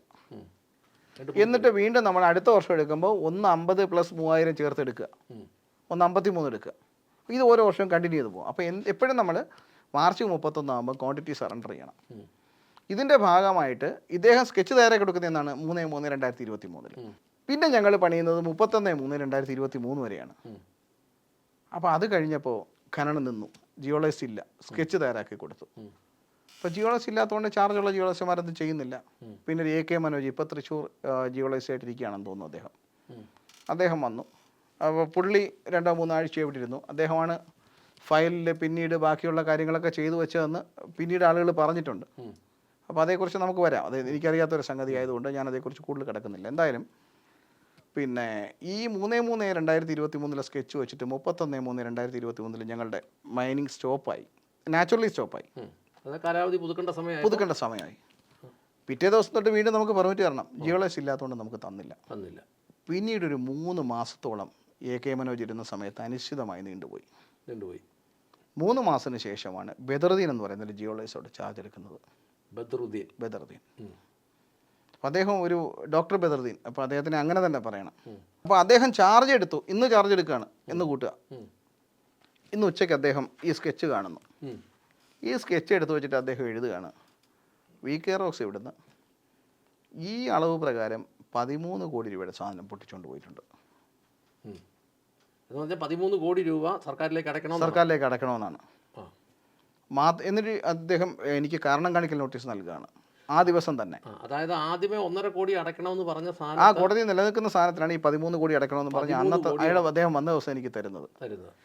ഇദ്ദേഹം ഇതേ നോട്ടീസ് ഈ 13 കോടി അടയ്ക്കണമെന്ന് പറഞ്ഞത് മാത്രമല്ല, എനിക്ക് അദ്ദേഹം കാരണം കാണിക്കൽ നോട്ടീസ് തരുന്നത്. അപ്പോൾ കാരണം കാണിച്ച് ഞാൻ ഈ കാര്യങ്ങൾ പറഞ്ഞിട്ട് വേണം ബാക്കിയുള്ള തീരുമാനത്തിലേക്ക് പോകാൻ. ഒരാഴ്ച സമയമുണ്ട് എനിക്ക് കാര്യങ്ങൾ ബോധിപ്പിക്കാൻ. 7 ദിവസം സമയം തന്നിട്ടുണ്ട്. ഈ കാരണം കാണിക്കൽ നോട്ടീസ് തന്ന അതേ തീയതിയിൽ തന്നെ അദ്ദേഹം ഡയറക്ടർക്കും കളക്ടർക്കും എഴുതുകയാണ്, VK റോക്സി കുറ്റം ചെയ്തിട്ടുണ്ട്. ഏത് ഡയറക്ടർക്ക്? ജിയോളജി ഡെപ്യൂട്ടി ഡയറക്ടർക്ക് എഴുതുകയാണ്. തിരുവനന്തപുരത്ത്. അദ്ദേഹം കിഷോർ അദ്ദേഹത്തിലേക്ക് വരുന്നുണ്ട്. അപ്പോൾ അദ്ദേഹത്തിൻ്റെ അടുത്ത് എഴുതുകയാണ് VK റോക്സ് കുറ്റം ചെയ്തിട്ടുണ്ടെന്ന്. അപ്പോൾ ഇവിടെ കഴിഞ്ഞതിന് ശേഷം അപ്പോൾ അന്നത്തെ ദിവസം എനിക്ക് കാരണം കാണിക്കൽ നോട്ടീസ് നൽകുന്ന അതേ ദിവസം തന്നെ എഴുതുകയാണ് ഞാൻ കുറ്റക്കാരനാണെന്ന്. പിന്നെ ഞാൻ വിശദീകരണം ബോധിപ്പിച്ചിട്ട് വേറെ കാര്യമൊന്നുമില്ല. നോട്ടീസ് ചോദിച്ചപ്പോൾ തന്നെ വിശദീകരണം ചോദിച്ചപ്പോൾ തന്നെ കുറ്റക്കാരനാണ് എഴുതുകയും ചെയ്തു. അപ്പോൾ അത് കഴിഞ്ഞ് ഒരാഴ്ച കഴിയുമ്പോൾ ഞാൻ ഈ സാധനം കൊടുക്കുന്നുണ്ട്, വിശദീകരണം കൊടുക്കുന്നുണ്ട്. ഇദ്ദേഹം 2 മാസം വീണ്ടും ഫയൽ കൈ വെച്ചിട്ട് 13 കോടി രൂപ സ്ഥിരീകരിച്ച് എനിക്ക് നോട്ടീസിങ് തന്നു. എന്നാൽ ഈ കാലയളവിൽ ഒരിക്കൽ പോലും ഇദ്ദേഹം അന്ന് ഞാൻ കാര്യങ്ങളൊക്കെ പറയുന്നുണ്ട്, സാർ ഇങ്ങനെ നിങ്ങളുടെ ഒരു പിന്നെ ഫ്രണ്ട് ഉണ്ടായിരുന്നു ജിയോളജിസ്റ്റ്, നിങ്ങളുടെ സഹജീവനക്കാരിയാണ്, അദ്ദേഹമാണ് 2018 ഇത് മോശമായിട്ട് എഴുതി വെച്ചത്. അപ്പോൾ നിങ്ങളിത് തെറ്റായിട്ട് ഫയൽ പഠിച്ചിട്ട് ചെയ്യണം, നിങ്ങൾക്ക് വേണമെങ്കിൽ ഇത് അളക്കാം, ഫയൽ പരിശോധിക്കാം. ഇതൊന്നും പുള്ളി ചെയ്യുന്നില്ല. കാരണം അയാൾക്ക് കാര്യം മനസ്സിലായി, അദ്ദേഹത്തിൻ്റെ സഹജീവനക്കാരി ഈ കാര്യത്തിൽ പെട്ടുപോകും. അതിന് അന്നത്തെ ജിയോളജി ഡെപ്യൂട്ടി ഡയറക്ടർ കിഷോറിൻ്റെ പിന്തുണയും കിട്ടി. കാരണം കിഷോറിനാണ് ഈ പറയുന്ന ആളുകളെയൊക്കെ പ്രൊട്ടക്റ്റ് ചെയ്യേണ്ട ബാധ്യത. ആരെയൊക്കെ? ഈ പറയുന്ന ബദറുദ്ദീനെയും പ്രിയാമോഹനെയൊക്കെ പ്രൊട്ടക്റ്റ് ചെയ്യാനായിട്ട് കിഷോറിന് അവരെ പ്രൊട്ടക്റ്റ് ചെയ്യണം. കിഷോറിൻ്റെ കൈകളും ശുദ്ധമല്ല. കിഷോർ ശുദ്ധനേ അല്ല. കിഷോർ വലിയ മിടുക്കനാണ്. അപ്പോൾ അത് ശുദ്ധനേ അല്ല എന്ന് പറയുമ്പോൾ സംഭവം അത് നമ്മൾ പറഞ്ഞു വരുന്ന കാര്യങ്ങളിൽ നിന്ന് നിങ്ങൾക്ക് മനസ്സിലാവും. കാരണം കിഷോർ വളരെ നല്ല പെരുമാറ്റവും ആര് ചെന്നാലും ഇഷ്ടപ്പെടുന്ന രൂപത്തിലുള്ള സംസാരമൊക്കെ അദ്ദേഹത്തിന് വരുമെന്നുള്ളത് കഴിച്ചാൽ ജിയോളജി പ്രസ്ഥാനം അന്യ സംസ്ഥാനങ്ങൾക്ക് അടിയറവ് വയ്ക്കാൻ മന്ത്രിയോടൊപ്പവും അദ്ദേഹത്തിൻ്റെ PS മണിറാമിനോടൊപ്പവും അഡീഷണൽ PS വിനോദിനോടൊപ്പവും ചേർന്ന് നിന്ന് പ്രവർത്തിച്ച ഏറ്റവും വലിയ ശക്തിയാണ് ഈ പറയുന്ന കിഷോർ. അതായത് കേരളത്തിലെ ജനത്തിൻ്റെ നിർമ്മാണ മേഖലയിൽ എല്ലാ ജനത്തിനെയും ഉപദ്രവിച്ചതിൽ ഏറ്റവും പ്രധാനപ്പെട്ട ആളാണ് കിഷോർ. ഏറ്റവും ഉപദ്രവിച്ച ജിയോളജിസ്റ്റ് ആരാ? അല്ല, അത് നമുക്ക് അതിലേക്ക് വരാം. നമ്മളത് പെട്ടെന്നൊരു പേര് നമ്മൾ ഈ 1 or 2 ആൻസർ പറയുന്നതിന് പകരം ഉപദ്രവിക്കുന്ന ജിയോളജിസ്റ്റിൻ്റെ പേര് പറയുമ്പോൾ പ്രേക്ഷകരോട് തീരുമാനിക്കട്ടെ അതിൽ ആരാണെന്നുള്ളത്. ശരി. അപ്പോൾ അന്ന് അറിയാതെയാണ് അല്ലെങ്കിൽ മറ്റെന്തെങ്കിലും ഒന്ന് ഓഫീസിൽ നിന്ന് പുറത്തിറങ്ങാനുള്ള മടി കൊണ്ടാണെന്ന് പ്രിയാമോഹൻ ചെയ്തതെങ്കിൽ പ്രിയാമോഹനെ രക്ഷിക്കാനാണ് പിന്നീട് ഈ കാര്യങ്ങൾ ബോധ്യപ്പെട്ട ശേഷവും VK റോക്സിന് 13 കോടി രൂപ ജിയോളജിസ്റ്റ് ബദറുദ്ദീൻ പിഴ ചുമത്തിയത്. പ്രിയാമോഹനെ സംരക്ഷിക്കണമെന്നുള്ള ഉദ്ദേശത്തിലാണ് ഇതിന് വേണ്ടുന്ന മുഴുവൻ ഒത്താശയും, അല്ലെങ്കിൽ പിന്നെ ബദറുദ്ദീനെ സംരക്ഷിക്കണം എന്നുള്ള ഉദ്ദേശത്തിലാണ് കിഷോർ ഈ പറയുന്ന ഇവരെ സംരക്ഷിച്ചത്. അപ്പോൾ ഈ എന്നെ സംബന്ധിച്ച് ഇതിനകത്ത് ആരാണ് എന്നെ ഏറ്റവും കൂടുതൽ ഉപദ്രവിച്ചതെന്ന് വെച്ചാൽ എല്ലാവരും ഉപദ്രവിച്ചവരാണ്. അതിൽ ഏറ്റക്കുറച്ചിൽ തൂക്കി നമുക്ക് എടുക്കാൻ പറ്റാത്തതുകൊണ്ട് ഒരാളുടെ പേര് ഞാൻ പർട്ടിക്കുലറായിട്ട് പറയുന്നില്ല. അപ്പം ബദറുദ്ദീൻ 13 കോടിയാക്കി തന്നു, കയ്യിലോട്ട് തന്നു. പിന്നെ എന്നാ സംഭവിച്ചു? 13 കോടി രൂപ ആക്കി അദ്ദേഹം കയ്യിലോട്ട് തന്നു കഴിഞ്ഞപ്പോൾ നമ്മൾ ഹൈക്കോടതിയിൽ കേസ് നിലനിൽക്കുന്നു എന്ന് പിന്നെ പറഞ്ഞിട്ട് കാര്യമില്ല. അപ്പോൾ നമ്മൾ എന്ത് ചെയ്യണം? ഗവൺമെൻറ്റിൽ അപ്പീൽ പോകണം. അപ്പോൾ ഗവൺമെൻറ്റിൽ അപ്പീൽ എന്ന് പറഞ്ഞാൽ ഞാനൊക്കെ ഏറ്റവും കൂടുതൽ വിശ്വസിക്കുന്ന പാർട്ടിയാണ് അന്ന് ഭരിക്കുന്നത്, തൊഴിലാളികൾക്ക് പ്രസ്ഥാനത്തിൻ്റെ പാർട്ടി, തൊഴിലാളികൾക്കും LDF തൊഴിലാളികൾക്കും പ്രസ്ഥാനങ്ങൾക്ക് ഏറ്റവും കൂടുതൽ എന്താ പറയുന്നത് പ്രചോദനമാകുന്ന പാർട്ടി. അപ്പോൾ എന്തായാലും അവിടെ ചെല്ലുമ്പോൾ നമുക്ക് നീതി ഉറപ്പാണ് എന്നുള്ള മട്ടിലാണ് ഞങ്ങൾ അങ്ങോട്ട് പോകുന്നത്. അപ്പോൾ അവിടെ ചെല്ലുമ്പോൾ നമ്മുടെ അപ്പീൽ അതോറിറ്റി എന്ന് പറഞ്ഞാൽ വ്യവസായ വകുപ്പ് ജോയിൻറ്റ് സെക്രട്ടറിയാണ്. വ്യവസായ വകുപ്പ് ജോയിൻറ്റ് സെക്രട്ടറിയുടെ അടുത്ത് അപ്പോൾ അന്ന് എനിക്കൊരു സർജറി ഉണ്ട്. ഇത് പോകുന്ന സമയത്ത് എനിക്കൊരു സർജറി ടൈമാണ്. അപ്പോൾ ഈ അപ്പീലൊന്ന് തീർപ്പാക്കിയിട്ട് വേണം ഈ സർജറിക്ക് പോകാനായിട്ട്. അപ്പോൾ ഈ സർജറി കഴിഞ്ഞാൽ ഒരുപക്ഷെ നിങ്ങളുടെ മുമ്പിൽ ഇരുന്ന് സംസാരിക്കുന്ന എനിക്ക് ശബ്ദം തിരിച്ച് കിട്ടണമെന്ന് നിർബന്ധമില്ല. ശബ്ദം തൊണ്ടയ്ക്കാണ് സർജറി. അപ്പോൾ ഞാൻ എന്ത് ചെയ്തതെന്ന് വെച്ചാൽ അന്ന് ഇവരുടെ അടുത്ത് കയറി പറഞ്ഞു ഇങ്ങനൊരു പ്രശ്നമുണ്ട്, അപ്പോൾ ഈ അപ്പീലൊന്ന് പെട്ടെന്ന് തീർപ്പാക്കണം. അവരത് വളരെ മാന്യമായിട്ട് തന്നെ പരിഗണിച്ചു. അപ്പീൽ തീർപ്പാക്കാനായിട്ട് ബദറുദ്ദീൻ ജിയോളജിസ്റ്റിന് നോട്ടീസ് കൊടുത്തു. ഇദ്ദേഹം പല കാര്യങ്ങൾ പറഞ്ഞു നീട്ടി. അപ്പോൾ ഞാൻ ഇവിടെ ഇപ്പുറത്തെ എൻ്റെ സർജറി തീർപ്പാക്കണം എന്ന് പറഞ്ഞത് നീട്ടി ഒരു സർജറിയോട് ബന്ധപ്പെട്ട. അപ്പോൾ അവരത് അന്നൊരു ഹ്യൂമാനിറ്റേറിയൻ കൺസിഡറേഷനിൽ അന്നവർക്ക് എന്നെ അറിയില്ല സംഭവം. ഞാൻ ചെല്ലുന്നു, സർക്കാർ ഉദ്യോഗസ്ഥൻ എന്ത് സർജറി എന്ത് മനുഷ്യൻ. അതാണ്. അപ്പോൾ ഇവരെന്ത് ചെയ്തെന്ന് വെച്ചാൽ നീട്ടി. അപ്പോൾ ഞാൻ എൻ്റെ സർജറി നീട്ടു. 2 മാസം കഴിഞ്ഞപ്പോൾ ഇവർ ഇത് വെച്ചു. ആ സമയത്താണ് ഞാൻ പോകുന്നത്. പോയി കഴിഞ്ഞ് ചെന്നപ്പോൾ തെറ്റായ ഒരു സ്കെച്ചിനെ അടിസ്ഥാനമാക്കിയാണ് ജിയോളജിസ്റ്റ് ബദറുദ്ദീൻ എനിക്ക് പിഴ ചുമത്തിയെന്നുള്ള കാര്യം കൃത്യമായും തെളിവുകളോടെ ഞാൻ ഇവരെ ബോധിപ്പിച്ചു. അപ്പോൾ നമ്മൾ എപ്പോഴും ശ്രദ്ധിക്കേണ്ട ഒരു കാര്യം എന്ന് പറഞ്ഞാൽ ഗവൺമെൻറ്റിൽ ഇരിക്കുന്ന അപ്പീൽ പരിഗണിക്കുന്ന ആളുകൾക്കൊന്നും ജിയോളജി ടേമുകൾ അറിഞ്ഞുകൂടാ. ഇതിൻ്റെ ടെക്നിക്കൽ സൈഡുകളൊന്നും ഒരിക്കലും നമ്മളുടെ അപ്പീൽ പരിഗണിക്കുന്ന ഒരു ഉദ്യോഗസ്ഥയ്ക്ക് മനസ്സിലാവണമെന്നില്ല. ഇനി ഈ അപ്പീൽ അതോറിറ്റി എന്ന് പറയുന്ന ആരൊക്കെയായിരുന്നു? അത് നമ്മൾ ഗവൺമെൻറ്റിൽ പോകുമ്പോൾ ഇൻഡസ്ട്രീസ് ജോയിൻറ്റ് സെക്രട്ടറിയാണ് ഈ നമ്മുടെ ജിയോളജിസ്റ്റ് വല്ലതും ചെയ്താൽ അതിൻ്റെ അപ്പീൽ അതോറിറ്റി എന്ന് പറയുന്നത്. അപ്പോൾ അപ്പീൽ കൊടുക്കുമ്പോൾ ഇവരുടെ അടുത്താണ് നമ്മൾ പോയത്. അപ്പോൾ ചെന്നു കാര്യങ്ങളൊക്കെ പറയുമ്പോഴൊക്കെ നമ്മുടെ വിശ്വാസം എന്ന് പറയുന്നത് കൃത്യമായിട്ടും സ്കെച്ച് തെറ്റാണെന്ന് ബോധ്യപ്പെടുന്നതോടെ നടപടി റദ്ദ് ചെയ്യും, സ്റ്റോപ്പാവും. കാരണം അങ്ങനെ കഴിഞ്ഞാൽ അപ്പീൽ ഫൈനിട്ട ഡോക്യുമെൻ്റ് തന്നെ തെറ്റാണെന്ന് കണ്ടു കഴിഞ്ഞാൽ നടപടി സ്റ്റോപ്പാവണം, പുതിയ നടപടി സ്വീകരിക്കണം. ലീസ് സ്കോർ അതുകൊണ്ട് സ്റ്റോപ്പ് ചെയ്യാൻ പാടില്ല, തുറന്നു കൊടുക്കണം. ഇതൊക്കെയാണ് നിയമം. അവിടെ ചെന്ന് കഴിഞ്ഞപ്പോഴും ഞാൻ പറഞ്ഞൊരു ഇൻട്രീം ഓർഡർ തരാൻ പറഞ്ഞപ്പോൾ ഒരു തരത്തില്ല. അത് ജിയോളജിസ്റ്റിൻ്റെ തീരുമാനം വരട്ടെ എന്ന് പറഞ്ഞു. അപ്പോൾ തന്നെ ജിയോളജിസ്റ്റ് അവിടെ നിന്ന് എഴുതി അത് സ്കെച്ച് തെറ്റുണ്ട്, സർവേ നമ്പറുകൾ തെറ്റാണ്, ഞാനത് താലൂക്ക് സർവേർക്ക് കൊടുത്തിട്ടുണ്ട്. സ്കെച്ച് താലൂക്ക് സർവേർ അന്ന് തയ്യാറാക്കി കൊടുത്തു ഞാൻ പറഞ്ഞില്ലേ? അല്ല, ഞാൻ പറഞ്ഞത് അവരെടുത്ത സ്കെച്ച് തെറ്റിയതും അനുഭവിക്കേണ്ട നമ്മളാണ്, വ്യവസായിയാണ്. എത്ര നല്ല വ്യവസായ സൗഹൃദ സംസ്ഥാനം അതാണ്. അപ്പോൾ ഇത് പറഞ്ഞു കഴിഞ്ഞപ്പോൾ നമ്മൾ എന്ത് ചെയ്തതെന്ന് വെച്ചാൽ ഈ സ്കെച്ച് തെറ്റ്. അപ്പം ഞാൻ പറഞ്ഞു സ്കെച്ച് തെറ്റാണെങ്കിൽ ഇത് പോകണമല്ലോ, ഇവർ നടത്തിയ നടപടി പോകണ്ടേ. അപ്പോൾ ഇവർ പറഞ്ഞു, അപ്പം ജിയോളജിസ്റ്റ് പറഞ്ഞു അത് ഞാൻ അവരോട് പുതിയ സ്കെച്ച് തരാൻ പറഞ്ഞിട്ടുണ്ട്. ഉടനെ തഹസിൽദാർ മറുപടി കൊടുക്കുന്നു, പുതിയ സ്കെച്ച് കൊടുക്കാം, തിരുത്തി കൊടുക്കാൻ പറഞ്ഞിട്ടുണ്ട് എന്ന് പറഞ്ഞതിന് ശേഷം ഇവർ പുതിയ സ്കെച്ച് വിളിക്കുന്നു. ഇത് പിന്നീട് അവർ റിപ്പോർട്ട് കൊടുക്കുന്നു. പിന്നീട് അവരെന്താ ചെയ്യുന്നതെന്ന് വെച്ചാൽ പല റിപ്പോർട്ടുകൾ, അതായത് ഇവിടെ ഇത്രയും കാര്യങ്ങളുണ്ടായിരുന്നു, നേരത്തെ ഉള്ള സാധനങ്ങൾ 5 ലക്ഷം രൂപ പ്രിയാമോഹൻ അടച്ചത് ഇദ്ദേഹം അംഗീകരിച്ചതാണ്, ഇനി ഒന്നും പറയാൻ പറ്റില്ല. അപ്പം ഞാൻ ചോദിച്ചു, ഞാൻ നേരത്തെ സ്കെച്ച് തയ്യാറാക്കി കൊണ്ട് കൊടുത്തതോ? അത് അംഗീകരിക്കാൻ പറ്റത്തില്ല. ഇതിൻ്റെ മുൻകാല സ്ഥിതികൾ തിട്ടപ്പെടുത്തി ഞാനൊരു സ്കെച്ച് തയ്യാറാക്കി കൊണ്ട് തന്നല്ലോ നിങ്ങളുടെ കയ്യിൽ, അതിനകത്ത് ഒരുപാട് ക്വാണ്ടിറ്റി പോയിട്ടുണ്ട്, അതെങ്കിലും നിങ്ങൾക്ക് അംഗീകരിച്ചുകൂടെ? അത് ഞങ്ങൾക്ക് അംഗീകരിക്കാൻ പറ്റില്ല. ഉടനെ ഇവർ അതും അവഗണിക്കുന്നു. ഈ 13 കോടിയാൽ ഇപ്പം നിൽക്കുക. ആ. പിന്നെ എന്നാ സംഭവിച്ചു, ഇത് അവസാനം എങ്ങോട്ട് പോയി എന്നൊന്ന് പറഞ്ഞാൽ. ഈ 13 കോടി രൂപ നിൽക്കുന്ന സാധനത്തിൽ ഇവർ പറഞ്ഞു നിങ്ങൾ തന്നെ തീർപ്പാക്കിയിട്ട്, അതായത് വ്യവസായ സെക്രട്ടറി അജിത പറയുകയാണ്, ജിയോളജി അല്ലേ പിഴയിട്ടത്, ഇയാളെ ശിക്ഷിക്കാൻ തൽക്കാലം പ്രൊവിഷനൊന്നുമില്ല, അതിനുള്ള തെളിവുകൾ നിങ്ങൾ ഹാജരാക്കിയിട്ടില്ല, എന്തിന് നിങ്ങൾ ഈ പിഴ ചുമത്തിയെന്ന് പോലും ഞങ്ങളോട് പറഞ്ഞിട്ടില്ല. ഇത് ഞാൻ പറയുന്നതാണ്, ഇവർ പറഞ്ഞതല്ല കേട്ടോ. ശരി, അതിൻ്റെ ഇൻബിൽറ്റ് ആയിട്ടുള്ള ഉള്ളടക്കം ഞാൻ പറഞ്ഞതാണ്. അപ്പോൾ നിങ്ങൾ തന്നെ ഇത് പരിഹരിച്ച് കൊടുക്കുക, അല്ലെങ്കിൽ ഇങ്ങനെ ഒരു കാര്യം ചെയ്യുമ്പോൾ ഇല്ലീഗലായിട്ടാണ് ചെയ്തേക്കുന്നത്, നിങ്ങൾ തന്നെ ഇത് പരിഹരിച്ചങ്ങ് കൊടുക്കൂ. നിങ്ങളെ ശിക്ഷിക്കാനോ അയാൾക്ക് അനുകൂലമായിട്ട് ഉത്തരവ് കൊടുക്കാനോ ഞാൻ റെഡിയല്ല എന്ന് പറഞ്ഞിട്ട് ഇവർ ആദ്യം അങ്ങനത്തെ ഉത്തരവ് കൊടുത്തു. അപ്പോൾ നമ്മൾ വിചാരിക്കുന്നത് വളരെ മാന്യമായൊരു ഉത്തരവാണ് അവർ തന്നത്. പിന്നെ അനിയന്ത്രിതമായി ഈ ഉത്തരവ് നടപ്പിലാക്കി കിട്ടാനേ 30 ദിവസം കഴിഞ്ഞു. ഞാൻ കൊണ്ടുവന്ന് കത്ത് കൊടുത്തു. 35 ദിവസം കഴിഞ്ഞു വ്യവസായ സെക്രട്ടറിക്ക് കൊടുത്തു, മന്ത്രിക്ക് കൊടുക്കുന്നു. എന്തായാലും ഒടുവിൽ ഇവരെൻ്റെ സ്ഥലം വിസിറ്റ് ചെയ്യുന്നു. വിസിറ്റ് ചെയ്യുന്ന സമയത്ത് ഇപ്പം ഞങ്ങൾ വിചാരിച്ചു ഇതെന്തായാലും നമുക്കൊന്ന് പിടിക്കാം, വീഡിയോ ദൃശ്യം എടുക്കാം. അപ്പം ഞങ്ങളിതൊന്ന് പോക്കറ്റിലൊരു മൊബൈൽ വെച്ചിട്ട് വീഡിയോ എടുത്തപ്പോൾ ഈ പിഴ ചുമത്തി ജിയോളജിസ്റ്റൻ അവിടെ നിന്ന് പറയുന്നുണ്ട്, സാർ ആ സ്കെച്ചിനകത്ത് മൊത്തം തെറ്റായിരുന്നു, എനിക്ക് അറിയാതെ പറ്റിപ്പോയതാണ്. അപ്പോൾ അതുകൊണ്ട് ഞാൻ തന്നെയാണ് ഈ VK റോക്സ് ഉടമയോട് പറഞ്ഞത് നിങ്ങൾ അപ്പീലിന് പോകാൻ. ബദറുദ്ദീൻ, അതായത് ബദറുദ്ദീൻ ഞങ്ങൾക്ക് പിഴ ചുമത്തിയിട്ട് അദ്ദേഹം ഞങ്ങളോടൊരു മഹാമനസ്കത കാണിച്ചു. ഞാൻ പിഴ ചുമത്തി കേട്ടോ, 13 കോടി രൂപ ഇട്ടിട്ടുണ്ട്, അപ്പം നിങ്ങൾ അടിയന്തരമായിട്ട് ഗവൺമെൻറ്റിൽ അപ്പീൽ പോകണം. ഇദ്ദേഹം ഞങ്ങളോട് പറയുന്നത്, ഇപ്പോൾ എന്നോട് പറഞ്ഞതല്ല, ഇദ്ദേഹം പറയുന്ന വീഡിയോ ദൃശ്യം തന്നെ ഉണ്ട്, കയ്യിലുണ്ട്. അപ്പോൾ അപ്പീലിന് പോയി കഴിയുമ്പം കുറച്ച് കിട്ടും, അത് ഞങ്ങൾ സപ്പോർട്ട് ചെയ്തോളാം. എന്നിട്ട് അപ്പം നമുക്ക് വല്ലതും തരണോ? ഏതാണ്? ഇല്ലല്ല, അദ്ദേഹം എൻ്റെ ദേവം ചോദിച്ചിട്ടില്ല, അത് ഇല്ല, ദേവദോഷം പറഞ്ഞിട്ടില്ല. അദ്ദേഹം കോയിനൊക്കെ വാങ്ങുമായിരുന്നു എന്ന് ഞാൻ കേട്ടിട്ടുണ്ട് നേരത്തെ. എൻ്റെ അടുത്ത് ഏതായാലും കോയിനൊന്നും ചോദിച്ചിട്ടില്ല. അപ്പോൾ എന്തായാലും അങ്ങനെ പറഞ്ഞു. അപ്പോൾ അതിനുശേഷം അപ്പീൽ പോയി. ഈ 13 കോടി രൂപ ഇവർ ഉറപ്പിച്ചു, ഇദ്ദേഹം വന്ന് പറയുന്നു. അപ്പോൾ പിന്നീട് അപ്പീൽ ഉത്തരവ് നടപ്പിലാക്കിയില്ല.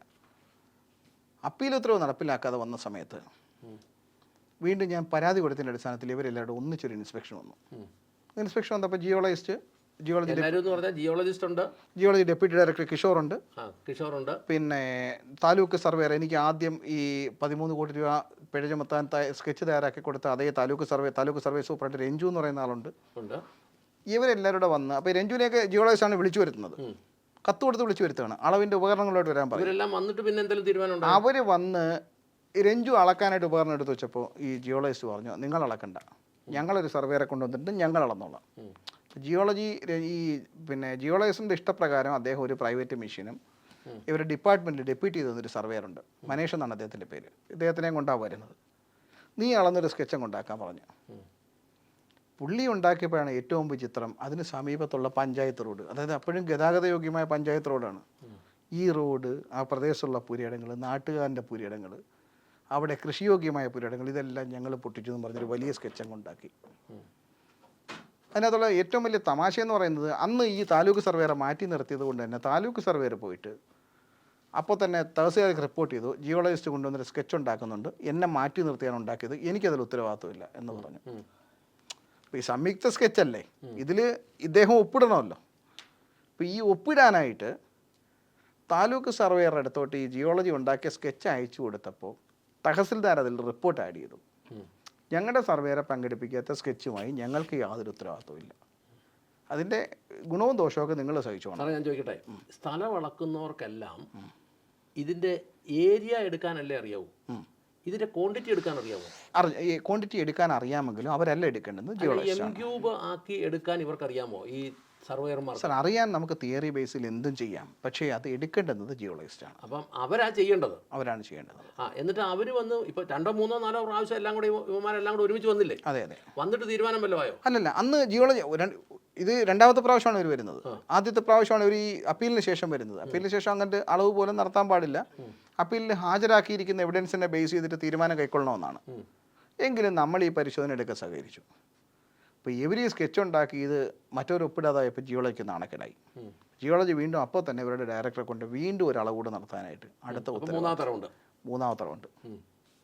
ഇപ്രാവശ്യം പക്ഷേ അളവിന് വരുന്ന സമയത്ത് പിന്നെ ജിയോളജി ഡെപ്യൂട്ടി ഡയറക്ടറെ വിട്ടിട്ട് പറഞ്ഞു, അതേ കഴിഞ്ഞ പ്രാവശ്യം ഞങ്ങളുടെ സർവേറെ നിങ്ങൾ കുറ്റം പറഞ്ഞു. ആരാണ്? ജിയോളജി, ഈ താലൂക്ക് സർവേറെ കുറ്റം പറഞ്ഞതുകൊണ്ട് ഈ പ്രാവശ്യം താലൂക്ക് സർവേറെ അളക്കട്ടെ, അളക്കുമ്പോൾ ഞങ്ങളുടെ സർവേറെ അസിസ്റ്റ് ചെയ്യും, എന്ന് പറഞ്ഞ് ഇദ്ദേഹത്തിനെ കൊണ്ട് അളവ് നടത്തുകയും സ്കെച്ച് ഉണ്ടാക്കുന്നതിന് മുമ്പ് അദ്ദേഹത്തിൻ്റെ അടുത്ത് പറഞ്ഞു, അതെ നിങ്ങളല്ലേ ആദ്യം ഈ സ്കെച്ച് ഉണ്ടാക്കി VK റോക്സിനെ ബദ്രുദ്ദീൻ പിഴ ചുമത്താനായിട്ട് ഉണ്ടാക്കി തന്നത്, പിന്നെ ഇടയ്ക്ക് ഞങ്ങൾ ഒരെണ്ണം ഉണ്ടാക്കി, ഇപ്പോൾ മൂന്നാമത് നിങ്ങളെ ഏൽപ്പിച്ചിട്ടുണ്ട്, ഈ സ്കെച്ച് ഉണ്ടാക്കിയ രഞ്ജുവിനെ തന്നെ ഏൽപ്പിച്ചിട്ടുണ്ട്.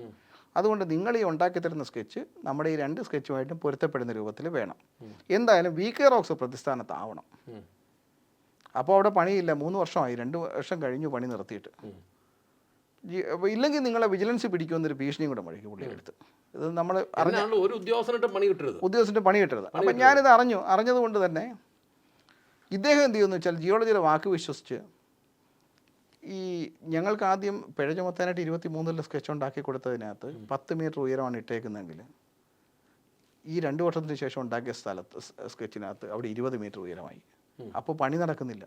പ്രേക്ഷകനോട് ചിന്ത തോന്നും, ചിലപ്പോൾ താഴോട്ട് പൊട്ടിച്ച് താന്നിട്ടാണോ ഇത് ഇത്ര വരുന്നത്. അതാണ്. അപ്പോൾ പണിയില്ലാത്ത സ്ഥലത്ത് എങ്ങനെ നമുക്ക് പൊട്ടിച്ചു ചേർത്താൻ സാധിക്കും? പണി കാലങ്ങളായിട്ട് നിന്ന് കിടക്കുക. പിന്നെ ഉയരങ്ങളില്ലാത്ത പല സ്ഥലങ്ങളിലും ഉയരം വർദ്ധിച്ചിട്ടുണ്ട്. അപ്പം നമുക്ക് വേറെ എങ്ങും ഇത് ചുമന്നിവിടെ കൊണ്ട് വയ്ക്കാനും പറ്റില്ല. ഇത് കൃത്യമായി ഞങ്ങൾ കണ്ടുപിടിച്ച് ഇതുകൂടി റിപ്പോർട്ട് ചെയ്തപ്പോൾ ഇവർ വെട്ടിലാകുന്നൊരു സ്ഥിതി വന്നു. അവിടെയാണ് പിന്നീട് ഗവൺമെൻറ് അടിയന്തരമായിട്ട് വകുപ്പ് മന്ത്രി ഇതിൽ ഇടപെട്ടത്. വകുപ്പ് മന്ത്രി എന്ന് പറയുമ്പോൾ പി രാജീവ്. അദ്ദേഹം ഉടനെ ഒരു കമ്മീഷനെ നിയമിച്ചു. കമ്മീഷൻ ആരൊക്കെയാ? അതായത് അതിന് തമാശയാണ് ഞാൻ ഈ പറഞ്ഞു വരുന്നത്. നമ്മൾ എപ്പോഴും കോടതി പോകുന്ന സമയത്ത് നമ്മൾ ഈ കോടതി പറയില്ല, single bench, division bench, full bench എന്ന് പറയുന്നത് എല്ലാം ഒരാളാണെങ്കിലും നമുക്ക് എന്ത് ചെയ്യാൻ പറ്റും? ഒന്നും ചെയ്യാനൊക്കെ പറ്റില്ല. അപ്പോൾ ഇവിടുത്തെ സ്ഥിതി അങ്ങനല്ല. ഇവിടെ ആരാണോ എൻ്റെ അപ്പീൽ കേട്ടത് ആ ആളിനെ തന്നെ കമ്മീഷനായിട്ട് വെച്ചു. ഒരാളെ ഉള്ളായിരുന്നോ? അതാണ് കമ്മീഷൻ. ആ കമ്മീഷൻ നേതൃത്വത്തിലാണ് അടുത്ത പരിശോധന. കമ്മീഷൻ നേതൃത്വത്തിൽ വീണ്ടും ആളുകളെ വെച്ചേക്കുന്ന ആരൊക്കെയാണ്? ഈ ഡെപ്യൂട്ടി ഡയറക്ടർ കിഷോർ, ജിയോളജിസ്റ്റ്, പഴയ താലൂക്ക് സർവേയർ, ഇവരെല്ലാം തന്നെ വീണ്ടും വന്ന് ഞാനും അപ്പനും സഹോദരി, അതാണ് കമ്മീഷൻ. അപ്പോൾ ഈ അപ്പനും സുഭദ്രയും കൂടെ തന്നെ വീണ്ടും വന്ന് ഇവർ ഈ അളവ് നടത്തിയതിന് ശേഷം ഈ സ്കെച്ച് കൂടെ ഉണ്ടാക്കി കഴിഞ്ഞപ്പോൾ നമ്മളിത് കണ്ടുപിടിച്ചു. അപ്പോൾ ഈ സ്കെച്ച് ഇവർ ഡ്യൂപ്ലിക്കേറ്റ് നിർമ്മിക്കാൻ അപ്പോൾ ഞങ്ങൾ അന്ന് അതൊക്കെ വീഡിയോ ഷൂട്ട് ചെയ്തു കൃത്യമായിട്ടും. ഇവർ വരുമ്പം ഡ്യൂപ്ലിക്കേറ്റ് ഉണ്ടാക്കുമെന്ന് അറിയാവുന്നതുകൊണ്ട് തന്നെ ഞങ്ങളിത് 4 പ്രാവശ്യത്തെ സൈറ്റിൽ സർവേ നടത്തി.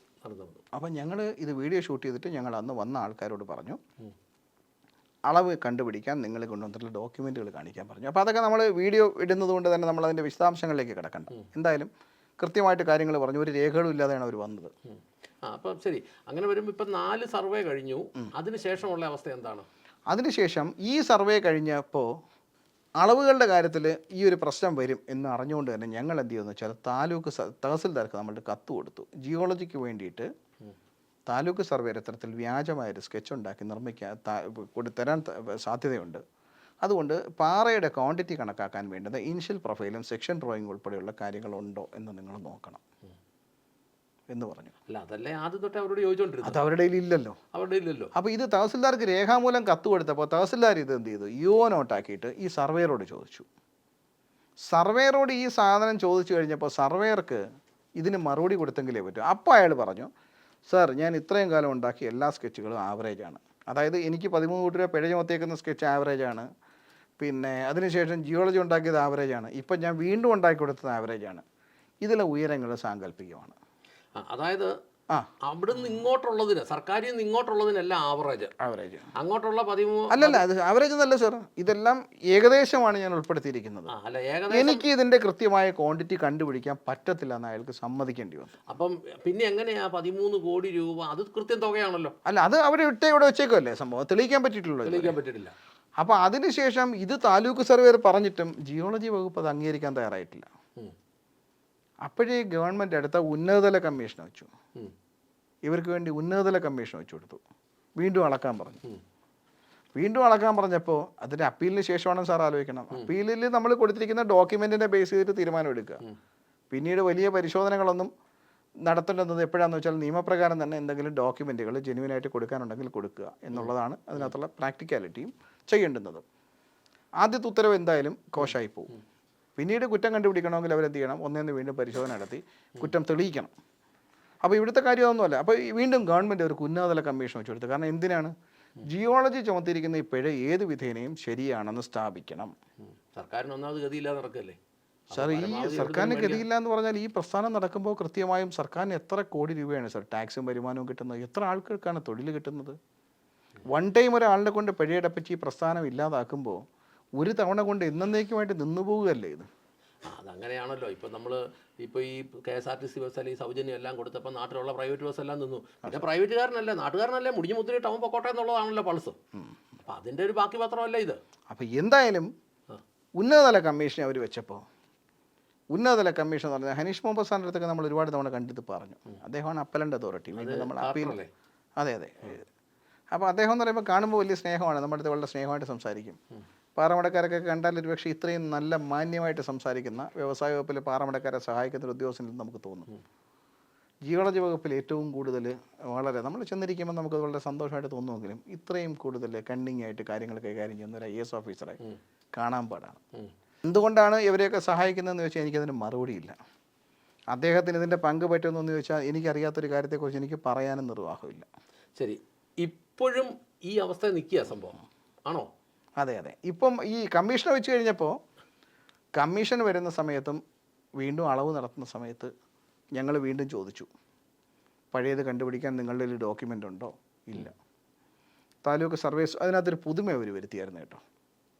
ഇവർ ജില്ലാ survey superintendent, taluk survey superintendent, ജില്ലാ സർവേ സൂപ്രണ്ടിനെ അതിൽ ഉൾപ്പെടുത്തി പുതിയതായിട്ട്. അപ്പോൾ അദ്ദേഹത്തോട് ചോദിച്ചു, നിങ്ങളുടെ സർവേ ഉദ്യോഗസ്ഥന്മാരാണ് കഴിഞ്ഞ 2-3 സ്കെച്ചുകൾ ഉണ്ടാക്കിയത്, VK റോക്സിന് ഇങ്ങനെ നിരന്തരമായിട്ട് കുറ്റം ചേർത്താൻ ശ്രമിക്കുന്നത്. അപ്പോൾ ഇപ്പോഴും നിങ്ങളെ കൊണ്ടുവന്നിട്ടുണ്ട്, നിങ്ങളുടെ കയ്യിൽ ഈ പഴയകാല ഖനനങ്ങൾ വേർതിരിക്കുന്നതിനും പിന്നെ പുതിയ ഖനനങ്ങൾ മാറ്റി നിർത്തുന്നതിനും എന്തെങ്കിലും തെളിവുകൾ ഇവർ കൊണ്ടുവന്ന് തന്നിട്ടുണ്ടോ? ഉണ്ടെങ്കിൽ ഞങ്ങൾക്കൂടെ അതിൻ്റെ കോപ്പി താ. പിന്നെ നിലവിലില്ലാത്ത ഉയരങ്ങളാണ് പഴയ സ്കെച്ചുകളിൽ രേഖപ്പെടുത്തിയിരിക്കുന്നത്. അത്തരത്തിൽ ഏതെങ്കിലും ഉയരങ്ങളിലൂടെ നിൽക്കുന്നുണ്ടോ? നിങ്ങൾ ലൈവായിട്ട് ആ സൈഡിൽ നിൽക്കുകയല്ലേ?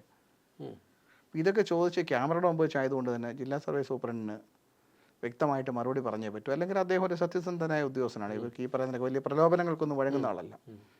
എന്നിട്ടും ഉന്നതതല സംഘത്തിൻ്റെ പേരിൽ ജിയോളജി ഉദ്യോഗസ്ഥർ അദ്ദേഹത്തെ കാണാൻ ചെന്നു. അതെ, ഒരു സ്കെച്ച് ഉണ്ടാക്കി കൊടുക്കണം എന്ന് പറഞ്ഞു. അദ്ദേഹം പറഞ്ഞു, ഗവൺമെൻറ് എന്നെ ഏൽപ്പിച്ചേക്കുന്നൊരു പണിയുണ്ട്, എനിക്കതേ ചെയ്യാൻ പറ്റുള്ളൂ. ഇത്തരം ഇല്ലീഗലായിട്ടുള്ള കൂടിക്കാഴ്ചയ്ക്ക് നിങ്ങൾ ഞങ്ങളുടെ അടുത്ത് വരണ്ട എന്ന് പറഞ്ഞു വിട്ടതോടെ ഇവർ പിന്നെ അദ്ദേഹമായിട്ട് സഹകരിക്കാതായി എന്ന് മാത്രമല്ല വേറെ മറ്റു മാർഗങ്ങളൊന്നും ഇല്ലാതെ. അപ്പോൾ ചെറിയൊരു ശതമാനം നല്ല ഉദ്യോഗസ്ഥന്മാരും ഉണ്ട് ഇതിനിടയ്ക്ക്. അതിപ്പോൾ ഈ പറഞ്ഞതിൽ 1-2 വിരലെണ്ണാവുന്നില്ലേ ഉള്ളൂ. എന്നാലും അത്ര ഉണ്ട്. ഞാൻ പലപ്പോഴും പറയും, ഞാൻ എല്ലാവരെയും ഉദ്ദേശിച്ചൊന്നും അല്ല പറയുമ്പോൾ ചിലപ്പോഴൊക്കെ കയറി 2 തെറിയൊക്കെ പറയും. അല്ലല്ല, അതിനകത്ത് ഈ പറയുന്നത് പോലെ സത്യസന്ധരായ ഉദ്യോഗസ്ഥരാണ് പലപ്പോഴും ഈ ഫീൽഡിലേക്ക് വരുന്നത്. അവർക്ക് ഇവരുടെ കൂട്ടത്തിൽ പിടിച്ചു നിൽക്കണമെങ്കിൽ അവരും ഇതിൻ്റെ ഭാഗമാക്കായെങ്കിലേ പറ്റുള്ളൂ. അല്ലെങ്കിൽ ഒന്നുകിൽ അവരെ സസ്പെൻഡ് ചെയ്ത് മാറ്റി നിർത്തും, അല്ലെങ്കിൽ ഏതെങ്കിലും തരത്തിൽ ഉപദ്രവിക്കും. അത്രേ ഉള്ളൂ. എന്നിട്ട് ശരിക്കും നമ്മൾ പറയുമ്പോൾ ഒന്നുമില്ല സാർ. അവസാനം ഇപ്പോൾ വന്നപ്പോൾ ഒരു ഏരിയ സ്കെച്ച് നിർമ്മിച്ചിട്ട് VK റോക്സിന് മേൽ ആരോപിച്ചിരിക്കുന്ന കുറ്റങ്ങൾ കണ്ടെത്താൻ അല്ലെങ്കിൽ ഉയരങ്ങൾ തിട്ടപ്പെടുത്താൻ എനിക്ക് പറ്റത്തില്ല, എനിക്ക് ഏരിയ എടുത്തു തരാനേ പറ്റൂ. ആരാണോ കുറ്റം ആരോപിച്ചത് അവർ തെളിയിച്ചോട്ടെ എന്ന് പറഞ്ഞ് അദ്ദേഹം ഒരു സ്കെച്ച് കൊടുത്തതോടെ പിന്നെ ഇവർക്കൊന്നും മിണ്ടാനൊക്കാതായിട്ട് ഇവർ ഈ ഫയൽ അങ്ങനെ ഗവൺമെൻറ്റിൽ അങ്ങ് താത്തു വെച്ചു. അപ്പോൾ സാർ ആലോചിക്കണം, ലീസ് എടുത്ത് 10 വർഷക്കാലത്തേക്ക് പ്രവർത്തിക്കുന്ന എൻ്റെ സ്ഥാപനത്തിന് പ്രത്യേകിച്ച് യാതൊരു കാരണവുമില്ലാതെ പിഴ ചുമത്തി. ആ കുറ്റം എൻ്റെ മേൽ സ്ഥാപിക്കുന്നതിന് നിരവധി ഡോക്യുമെൻറ്റുകൾ, വ്യാജരേഖകൾ ഉണ്ടാക്കാൻ ശ്രമിച്ചു. അവർ പരാജയപ്പെടുമ്പോഴെല്ലാം ഗവൺമെൻറ് അവരെ പിന്തുണച്ചു. ഗവൺമെൻറ്റിൻ്റെ ഭാഗത്തു നിന്നുള്ള സപ്പോർട്ട് അവർക്ക് ലഭിക്കും തോറും ഇവരെ സംബന്ധിച്ച് ഇവർ കൂടുതൽ ഈ പ്രശ്നം പരിഹരിക്കാനല്ല നോക്കുന്നത്. VK റോക്സിന് മേൽ അല്ലെങ്കിൽ എന്നെപ്പോലെ ഞങ്ങളൊരു ഒരു പ്രതീകമാണ്. ഈ മറ്റ് ഇത്തരത്തിൽ കഷ്ടപ്പാടുകൾ അനുഭവിക്കുന്ന ആളുകളുടെ ഒരു പ്രതീകമാണ്. ഞങ്ങളുടെ സ്ഥാപനത്തെ ഇല്ലായ്മ ചെയ്യാൻ ശ്രമിച്ചു. അപ്പോൾ ഇങ്ങനെ ചെയ്തതിൻ്റെ അവസാനം അപ്പോൾ ഈ എന്തുകൊണ്ട് ഞാനിത് ഫൈറ്റ് ചെയ്തു എന്ന് ചോദിച്ചാൽ എനിക്ക് വേറെ മാർഗ്ഗമില്ല സർ. അപ്പോൾ നമ്മൾ ഈ പറയുന്നത് പോലെ ഞാനൊരു കടലിൽ വീഴാൻ നിൽക്കുകയാണ് സംഭവം. നമുക്ക് എത്ര ജോലിക്കാരുണ്ടായിരുന്നു എൻ്റെ കൂടെ എന്ന് പറയുമ്പോൾ സാറേ? നമുക്കൊരു 300 ഹെഡ് ലോഡിങ് വർക്കേഴ്സ് ഉണ്ട്.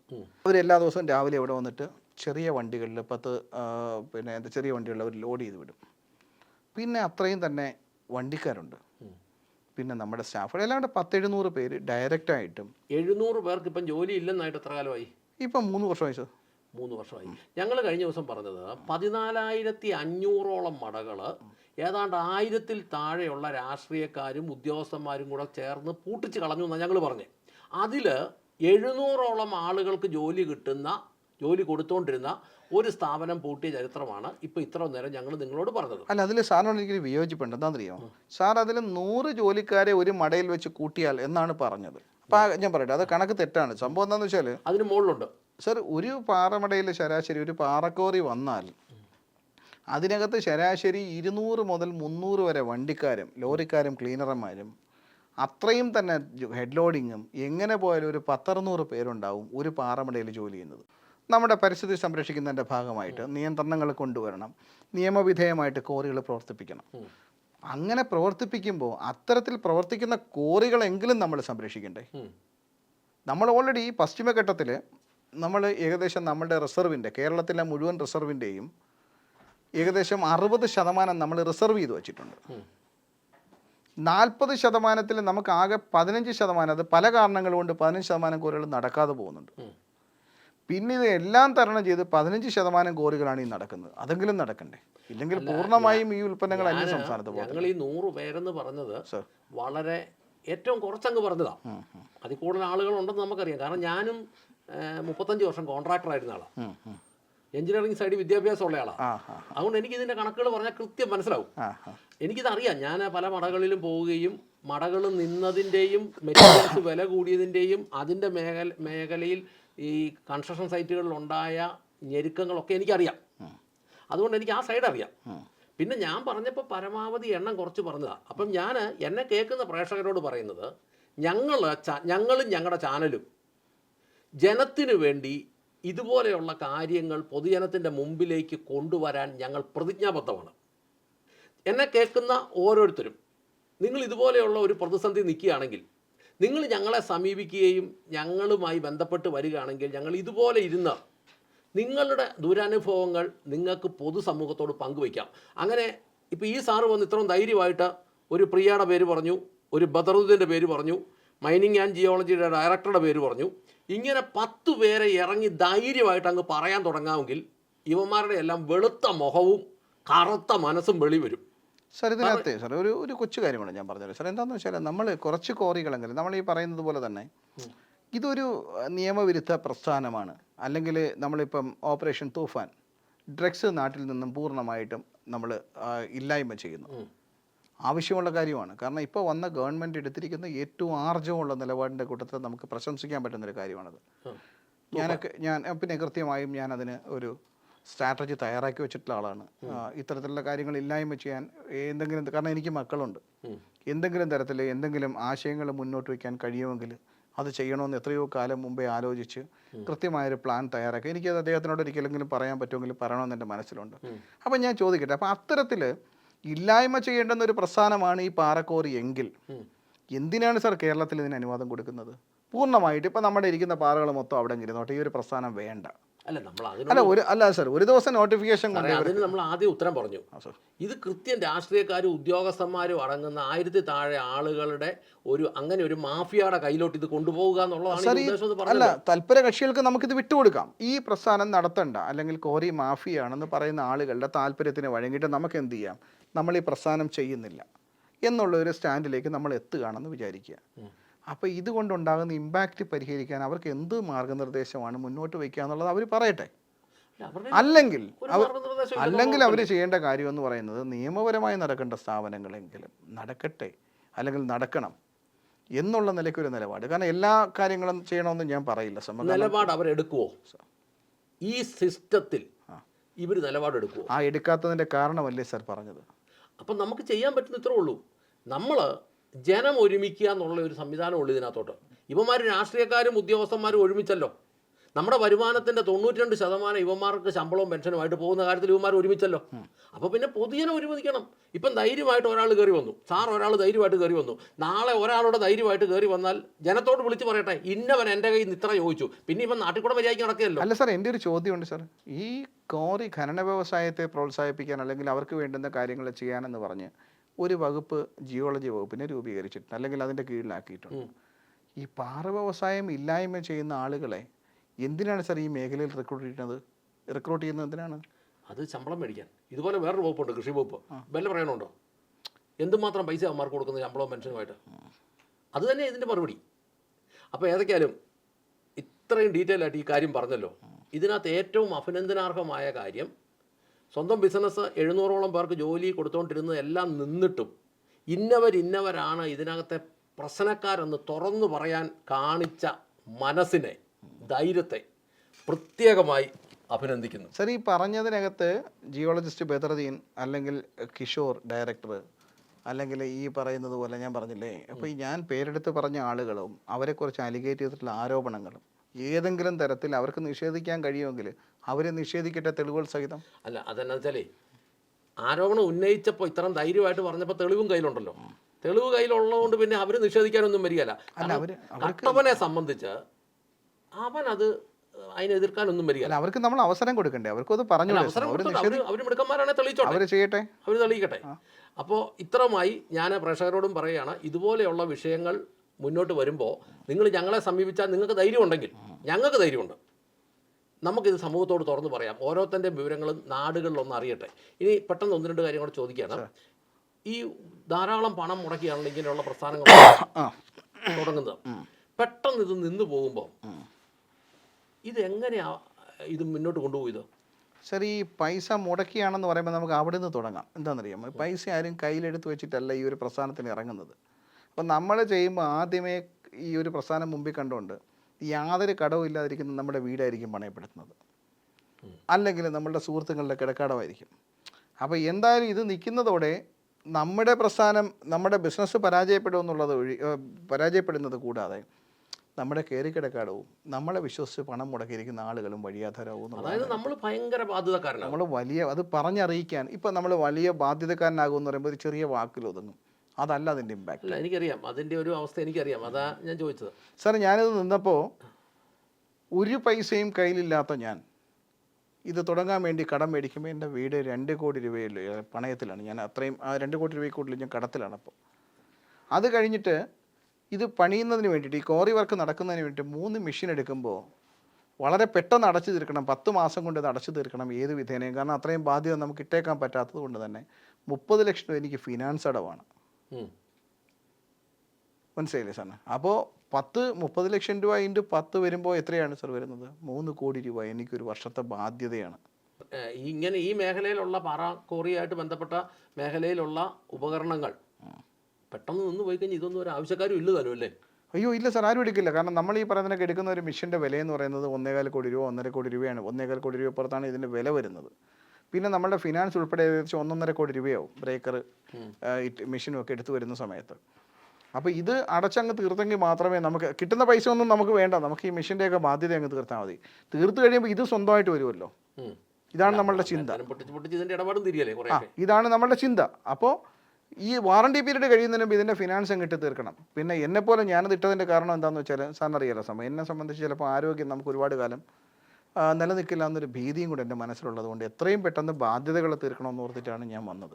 അപ്പോൾ എൻ്റെ ഇപ്പോഴത്തെ പ്രശ്നം എന്താണെന്ന് വെച്ചാൽ എത്രയും പെട്ടെന്ന് ബാധ്യതകൾ തീർത്ത് മക്കളെയും പിന്നെ എൻ്റെ കുടുംബത്തെയും എന്നെ ചുറ്റിപ്പറ്റി നിൽക്കുന്നവരെയൊക്കെ ഒരു കരപിടിപ്പിക്കണമെന്ന് ചിന്തിച്ച ഞാൻ എൻ്റെ തലമുറ തീർത്താൽ തീരാത്ത കടത്തിലേക്ക് പെട്ടുപോയി എന്നുള്ളതാണ് എനിക്കിത് തുടങ്ങിയത് കൊണ്ട് ഈ ജിയോളജി ഉദ്യോഗസ്ഥനും ജിയോളജിയും ചെയ്തതെന്ന് സഹായം. അപ്പോൾ അതുകൊണ്ട് തന്നെ ഒരു കാര്യം ഞാൻ പറയാം, ഒരു കാരണവശാലും ഒരു തരത്തിലും എനിക്ക് നിയമത്തിൽ വിശ്വാസം ഉള്ളിടത്തോളം കാലം, നിയമപരമായ കാര്യങ്ങളിൽ എനിക്ക് അല്ലെങ്കിൽ നിയമത്തിൽ എനിക്ക് വിശ്വാസം ഉള്ളിടത്തോളം കാലം ഒരു രാഷ്ട്രീയക്കാരനോ ഒരു ഉദ്യോഗസ്ഥനോ എൻ്റെ ആത്മാഭിമാനമോ ഞാൻ ഈ എടുക്കുന്ന നിലപാടുകളോ പണയം വയ്ക്കാനില്ല എന്നുള്ള കാര്യം മനസ്സിൽ ഉറച്ച് തീരുമാനിച്ചിട്ടാണ് കൃത്യമായും ഈ കാര്യങ്ങൾ നിങ്ങളുടെ മുമ്പിൽ വന്നിരുന്ന് തുറന്നു പറയുന്നതിന് ഞാൻ തയ്യാറായത്.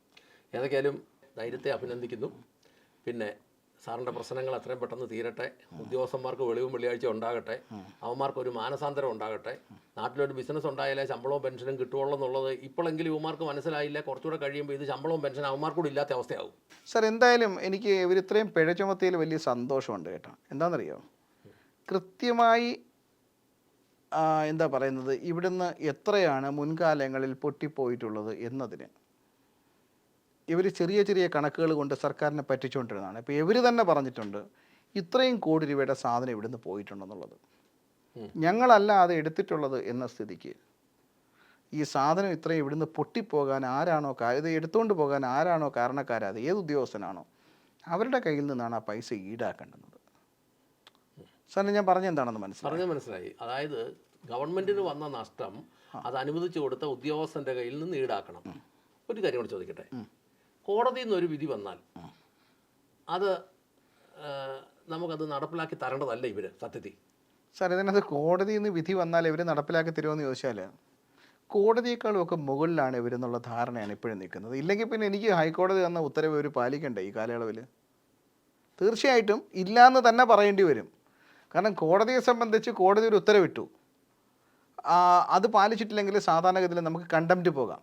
അപ്പോൾ പലപ്പോഴും നമ്മൾ എന്ത് ചെയ്യും, ഉദ്യോഗസ്ഥന്മാർ ഇത് ചെയ്തു തരും എന്ന് ഓർത്ത് നമ്മൾ കണ്ടംപ്റ്റിന് പോകാറില്ല. അപ്പോൾ ഉദ്യോഗസ്ഥന്മാർക്ക് കോടതിയെ ഒന്നും ഭയമില്ല. കോടതിയെ ഭയക്കുന്നില്ല. കോടതി ചെയ്താണ് ഇപ്പോൾ നമ്മുടെ ഈ പറഞ്ഞ പോലെ തന്നെ വ്യവസായ പ്രിൻസിപ്പൽ സെക്രട്ടറി കോടതി വിളിച്ചു വരുത്തിയിട്ടില്ലേ? അദ്ദേഹത്തിന് ഭയം ഉണ്ടെങ്കിൽ അദ്ദേഹം നേരത്തെ കോടതിയിൽ കൊടുക്കില്ലേ സംഭവം? ശരി, കോടതിയെ ഭയപ്പെടുന്നത് പോലെ അവർ അഭിനയിക്കുന്നുണ്ട് പലപ്പോഴും. പക്ഷേ കോടതി ശക്തമായതുകൊണ്ടും നിയമവ്യവസ്ഥകൾ ശക്തമായതുകൊണ്ടും കോടതി അവർ ഭയന്നെങ്കിലേ പറ്റുള്ളൂ. ശക്തമായ നിയമമാണ് നമ്മുടെ നാട്ടിലുള്ളത്. അതുകൊണ്ട് തന്നെയാണ് ഏറെക്കുറെ നമുക്ക് ഈ പറയുന്നത് പോലെ ഇവർ എത്രയൊക്കെ അഴിമതി കാണിക്കുമ്പോഴും ഞങ്ങളെപ്പോലുള്ള ആൾക്കാർ ജീവിച്ചു പോകുന്നതിൻ്റെ കാരണം ഈ കോടതിയിലുള്ള വിശ്വാസം കൊണ്ടാണ് സർ. നമ്മുടെ നീതിന്യായ വ്യവസ്ഥ പ്രത്യേകിച്ചും കേരളത്തിൽ ഭയങ്കരമായിട്ട് നന്നായിട്ട് തന്നെ എന്താ പറയുന്നത്, കുറ്റമറ്റ രൂപത്തിൽ നടന്നു പോകുന്ന സംവിധാനം. എന്താണെങ്കിലും നീതിന്യായ വ്യവസ്ഥയിൽ ഉണ്ടെന്ന് കേൾക്കുന്നതിൽ വളരെ സന്തോഷം. അയ്യോ, അത് തകർന്നാൽ പോയില്ലേ ബാക്കിയുള്ള കാര്യങ്ങളൊക്കെ? ഞങ്ങൾ ഈ അടുത്ത കാലത്ത് പഠിച്ചു ചെല്ലുമ്പോൾ കേരള ഗവൺമെൻറ് എന്ന് പറഞ്ഞ ആരാ? ഉദ്യോഗസ്ഥന്മാരും പെൻഷൻകാരും കുറച്ച് രാഷ്ട്രീയക്കാരും. അവർക്ക് കാശുണ്ടാക്കാൻ വേണ്ടി അവർ ജനത്തിനെ കൊള്ളയടിച്ച് നടത്തുന്നതിനെയല്ലേ കേരളത്തിലെ ഭരണമെന്ന് പറയുന്നത്. അപ്പോൾ അവർക്ക് വന്ന നഷ്ടം ജനത്തിനല്ലേ വന്നേക്കുന്നത്, അത് ഇരുന്നോട്ടെ എന്ന് അവർ വെക്കും. നമുക്ക് ഒരു കാര്യത്തിൽ പ്രതീക്ഷയുണ്ട് കേട്ടോ. കാരണം ഇപ്പോൾ ഇരിക്കുന്ന വ്യവസായ മന്ത്രി, നമ്മൾ പറയുമ്പോൾ എല്ലാം പറയണമല്ലോ സംഭവം. ഞാൻ പറഞ്ഞു, ഞാൻ തൊഴിലാളി വർഗ പ്രസ്ഥാനത്തിൻ്റെ പാർട്ടിയിൽ എനിക്ക് വിശ്വാസക്കുറവ് ഇപ്പോഴും ഇല്ല കേട്ടോ. അത് ഭരിക്കുന്ന ആളുകളിലൊക്കെ വിശ്വസിച്ചിരുന്ന ഒരാളാണ്. അപ്പോൾ എന്തായാലും ഇപ്പോൾ ഇരിക്കുന്ന വ്യവസായ മന്ത്രി എന്ന് പറയുന്നത് വ്യവസായങ്ങൾക്ക് ദോഷകരമായിട്ട് തീരണം, ഒരു വ്യവസായിയെ ദ്രോഹിക്കണമെന്ന് ചിന്തിക്കുന്ന ഒരു മനുഷ്യനല്ല അദ്ദേഹം. അപ്പോൾ അതുകൊണ്ട് വ്യവസായികൾക്ക് ഏറെക്കുറെ നീതി കിട്ടും എന്നൊരു വിശ്വാസം നമ്മുടെ മനസ്സിലുണ്ട്. എന്തെങ്കിലുമൊക്കെ ചെയ്യാൻ ആർജവമുള്ളൊരു മുഖ്യമന്ത്രിയാണെന്നുള്ള തോന്നൽ വളരെ നല്ലത്. പക്ഷേ രാജീവിന് വേണ്ടി അടിമപ്പണി ചെയ്ത ഡയറക്ടർ അല്ലേ അവിടെ ഇരുന്നത്? അല്ല, അത് തിരിച്ചറിയാൻ വേണ്ടിയിട്ടാണ് ഞാനിത് പറഞ്ഞത്. ഒരുപക്ഷെ ആ ഡയറക്ടർ ഇപ്പോഴും മാറിയിട്ടില്ലല്ലോ. ഇല്ല. അതുകൊണ്ട് നമുക്കൊരു 6 മാസം കൊണ്ട് അറിയാം. സർ, തീർച്ചയായിട്ടും കാര്യങ്ങൾ ബോധ്യപ്പെട്ട് വരുമ്പോഴാണല്ലോ ഓരോ കാര്യങ്ങൾ എല്ലാം യോഗ്യമാകട്ടെ എന്ന് ആശംസിച്ചുകൊണ്ട് നിർത്താം. തീർച്ചയായിട്ടും. നന്ദി, നമസ്കാരം.